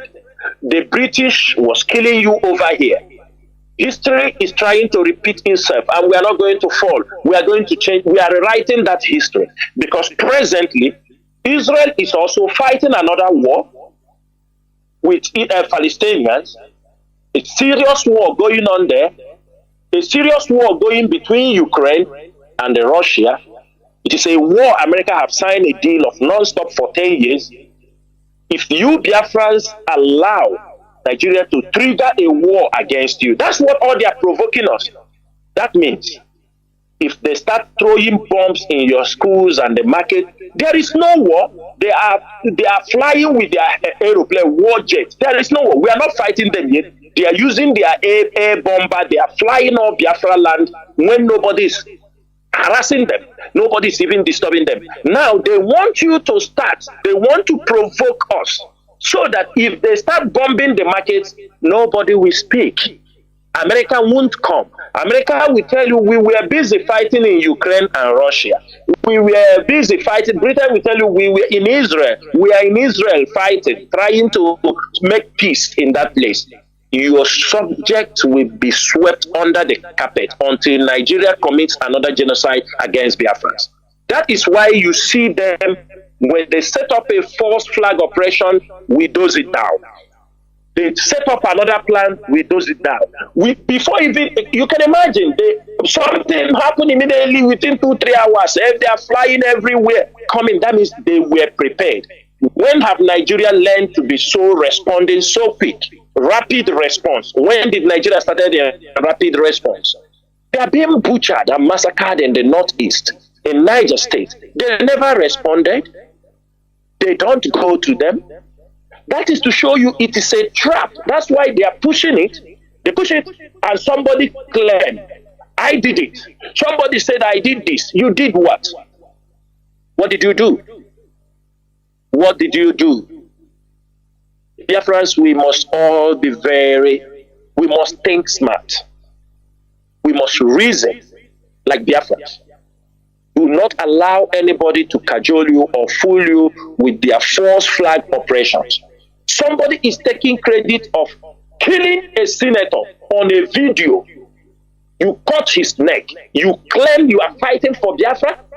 You kill your own brothers and sisters and took off their body parts, and you claim it is Biafra. You snatch your brother's vehicles, cut it into pieces. You claim it is for Biafra. Haba. Where on earth can this happen? Where? You are giving them, because now they will tell you, see, they say they are the ones who did it. But they know we are not responsible. There is a reason for that. There is a reason they are doing. And I use this opportunity to also say shame on the Southeast politicians, shame on the Igbo leaders who were all standing there. Tinubu declared war against IPOB members, against the Biafran people, because if it starts happening, most of the people they are arresting, killing now, are they IPOB members? No, they are not. One thing they fail to understand is that in diaspora, international organizations, countries, Nigeria used to tell them in their messages, Nigeria is telling them that it is the Igbos. They don't say it is IPOB or not. They say the Igbos, all the Igbos in diaspora are the ones sponsoring the IPOB. They generalize it. And there is nothing you can do about it. because they believe that every Igbo man is a sympathizer of Biafra. They believe that every Igbo man truly wants freedom. But since some of them cannot rise up to speak, some of them are not bold enough, only when he reach to throw money in the public occasions, government money, they come and throw and boast whom they are. And they claim how rich they are, while down in their towns and villages, there are children who cannot be able to go to school. There is no free education in their community. There is no free medical health care in them. If you check the volume of money most of these people apply, go to their villages. No health care, no good school. That is to show you that these people know all what they are doing. They have never have. It's just when election is coming, they buy some things, buy rice, buy all these things, and share some of you. I hope some of them will queue in on IPOB policies. We have seen some of them trying to share agricultural seedlings. We don't care. Nobody should abuse them. We want them to do that. Stop sharing people rice to eat. Give them the seed so they can plant for tomorrow. That is what we have to do. But they don't like IPOB. They want IPOB. The reason they are keeping Mazi Nnamdi Kanu till date is because they are working seriously to destroy IPOB. And if you found out of recent, those they contracted this business for the past 3 years have failed them. That's why you see the military. The military now came out. Go to their Facebook. It is all about IPOB, crush IPOB. Go to their Facebook. Go to their Twitter handle. It is all about who to crush, who not to crush. IPOB this, IPOB that. But this is a divine mission. At the end of the day, maybe when Biafra is restored, some of them who fought us will stand afar and look at us and say, these are the men who fought us wisely, strategically, and restored Biafra. Ndewo Mazi. Ndewo. We take this question. I mean, this person has been here for 46 minutes. It will be the last person, please. Caller on WhatsApp, can you hear me? Please go straight to your question. Please make it as brief as possible. Good evening, Mazi. Good evening, my leaders.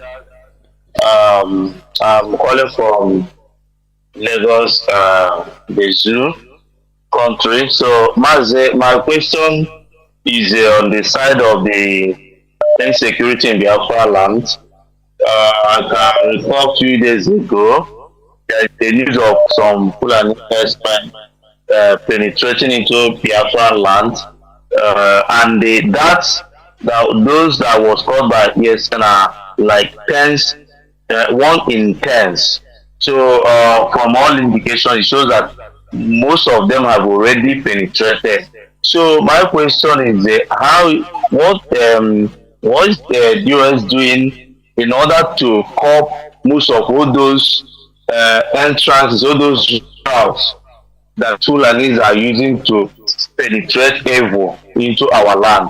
That is my first question. The second question is on the issue of media, like Mazi rightly said, that the media have passed towards the military. They are the one now, fighting the restoration of Biafra through media. And from all indications, they have already paid most of the media house, like this TVC, Chinedu television, and most of the local and Al Jazeera to be doing their bidding. So on that side, I'm asking US, what is their plans on stepping up?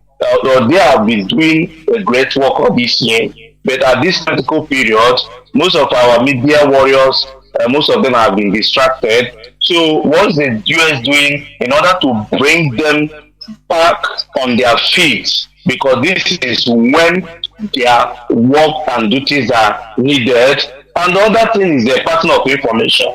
For most of our people that think that Lagos is the safest place in Lagos, in Nigeria, I don't know if you guys have heard the news of the MD of LG being kidnapped at Falomo, Lagos, with 3 other from the information, his brother or two of his brothers among the people that were kidnapped. And just today again, there is somewhere in Yoruba land that a Fulani attacked a police officer on a pool of blood.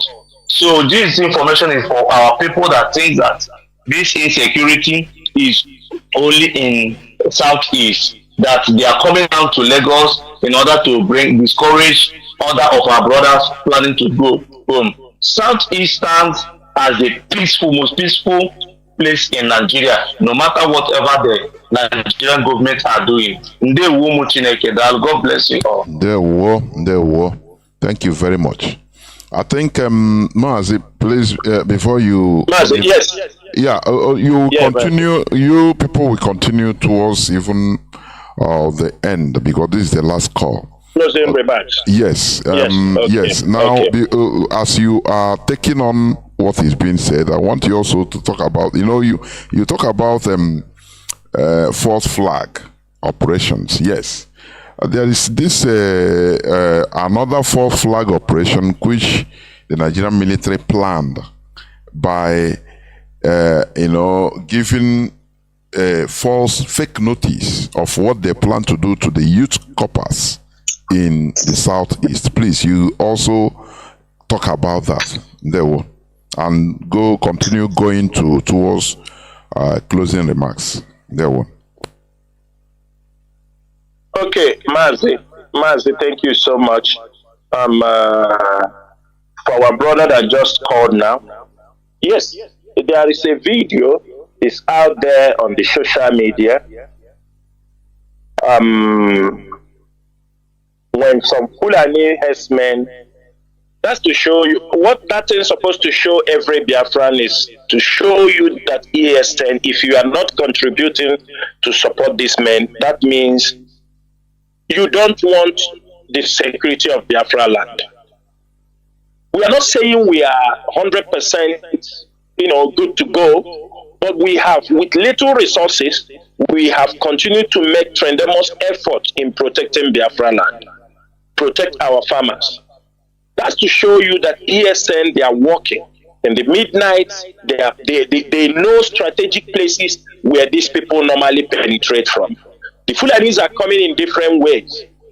Like, if you watch out when the problem happened in Aba, when they shut everywhere, they don't allow cars to move, but they were allowing trucks carrying Fulanis to come into Aba. They were allowing them coming inside.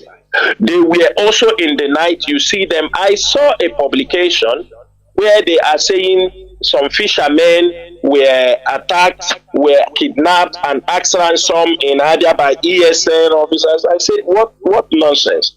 And thanks to Chukwu Kikabiama, there is a publication, I made it also very clear. They say the people from Taraba, they make this publication, and the Anambra police have debunked the story and asked them, those who are the family members of these people you say they are fishermen, you come out and assist them with information.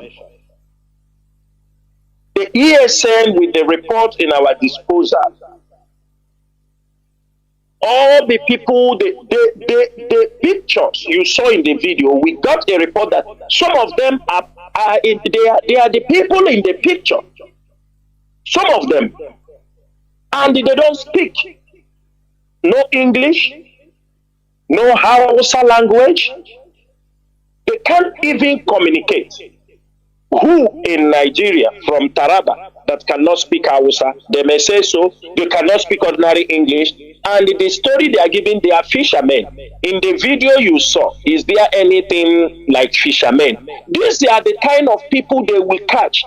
They will say they are IPOB members. They will show red cloth. They will say, see their juju. They will say, they will capture some people and show, they say this is IPOB with their juju. Now, Fulani terrorists caught with their own juju, with their own crocodile head, all kind of charm, with the military uniform. Them in the picture, they claim they are fishermen. You see? That is why it is very important, the media, to be very, very active, to debunk some of these kind of stories, to start to debunk these issues. Look at how they are whipping our people.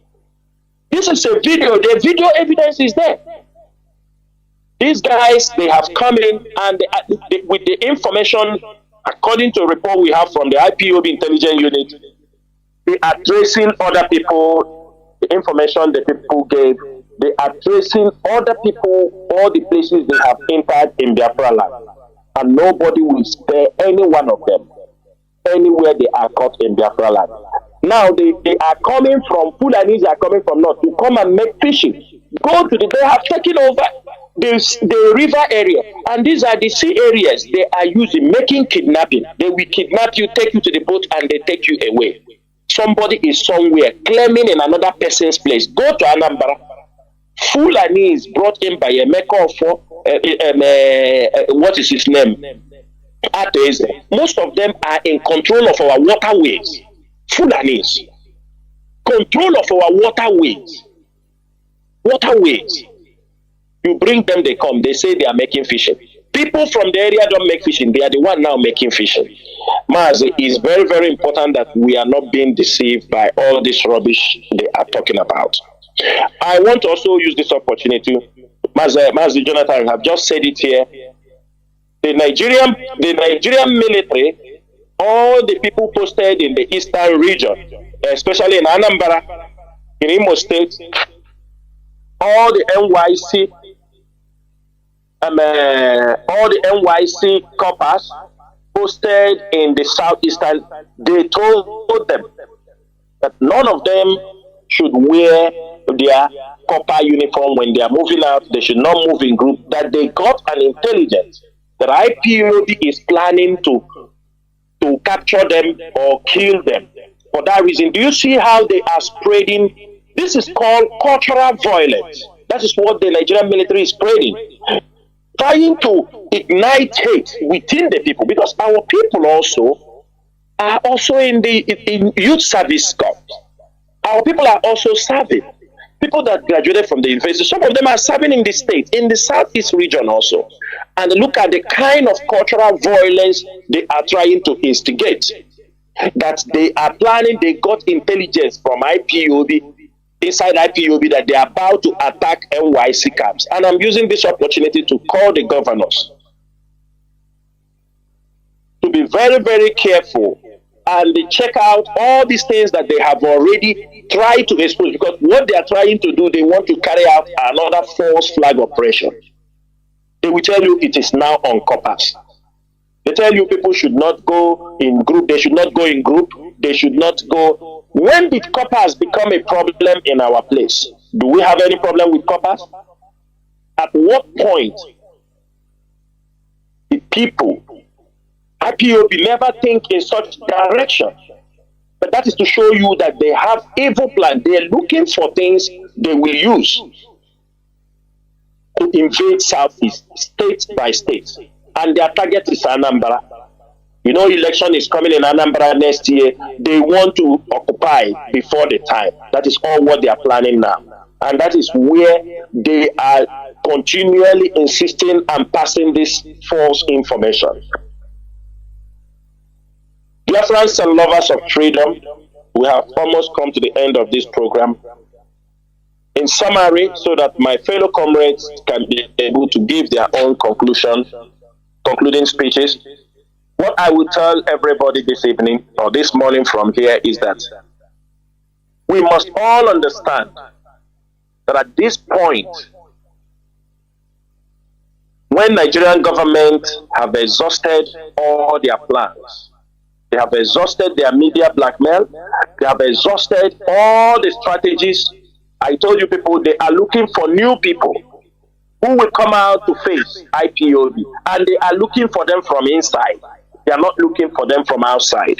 That's why when you see certain people like Mazabanim have said, just know they are positioning themselves for what they want to do.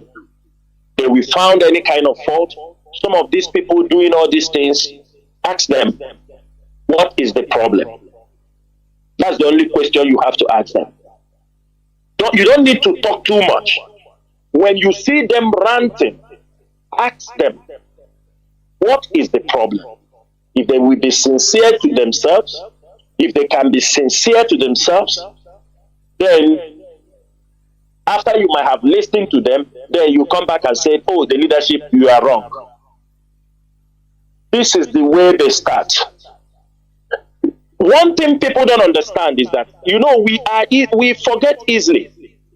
Some of the people you see that are ranting today, those people who want to cause, one of them was a great supporter of the man. One of them was collecting money from the women in America. I will say he was an autopilot, an auto-idiot. Because he was working with these women in America when they were giving him money. He was attacking and talking all kind of rubbish. He was supporting the criminal in Europe because money was coming to him until at a point he withdrew back. Like I said, I do not believe in giving people multiple chances. Because if you go towards that direction, you are heading to a disaster zone. They will do all they want to do. Are we owing them? Ask them that question. Do we owe them? Is there any responsibility that they ask us to do we have not fulfilled? Ask them these questions. Therefore, and there are few, there are just one or two people who want to stick on a particular issue and start making noise, but they won't get what they want. As long as I am concerned, if you think you can, we have seen it all. Blackmail, lies, we have seen it. Everybody know, I have passed through all those things. The blackmail, the lies, the fabrication, the threat, everything. I have seen it. So you can't threaten me with those things. You can't blackmail me and get anything out of me. But I pity for anybody because you are digging your grave. Your time is coming very, very close. That evil you are planning will soon meet you. All of us are volunteers in this mission. We came with our heart. We came with our money. We came with, we have risked it all. And I don't think anybody will like anyone to jeopardize this struggle at this time because we are all under oath. Never to jeopardize this struggle. Never. Nobody should play with each other. Nobody should think that he's smarter than one person. Nobody. What you don't know, others will teach you. If we work in unity, not with blackmail and lies. I have said this thing on this radio. There will be no room for blackmail in IPOB any longer. There will be no room. There will be no room to blackmail people so that you can get money from them. There will be no room you blackmail and carry out lies and gang up so that money or something. It will never happen in IPOB as long as I am in this struggle. It's over. And it can never get us anything. They want to distract us at this particular point. We have the record of everybody. We have the record of everybody. That is one thing I will say. Nobody should allow us to remember him. Because if we remember you this time, because we have become more brutal, more mean, because we found that this struggle is not a social club. This is a struggle for life and death. This is a struggle for freedom. This is a struggle to have a nation, to liberate our people. So it is not something, it's not meeting Omunna. It is not my own. It doesn't work that way. Mazi Chinedu, I will stop it here. Biafrans and lovers of freedom, once again, my name is Mazi Chinedu. Mazi Chinedu served the indigenous people of Biafra as a member of the directorate. I come from Obing, as in Abab province. Kachifo no mo Chineke. There were Mazi Nzurumike.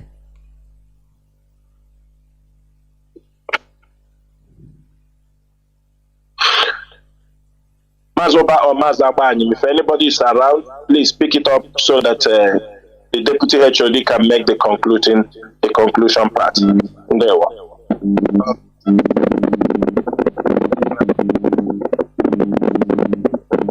Mazoba, you have a Bluetooth.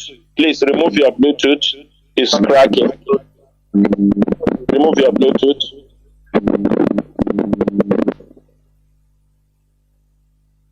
Mazoba, are you still there?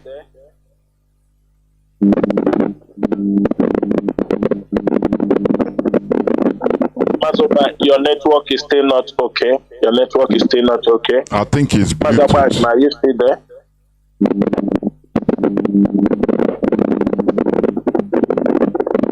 If Mazoba is not there, then Nzurumike, are you there? Mazoba, we cannot hear you. Please mute your mic. Your network is a problem. Remove your Bluetooth. Deputy HOD, are you still there?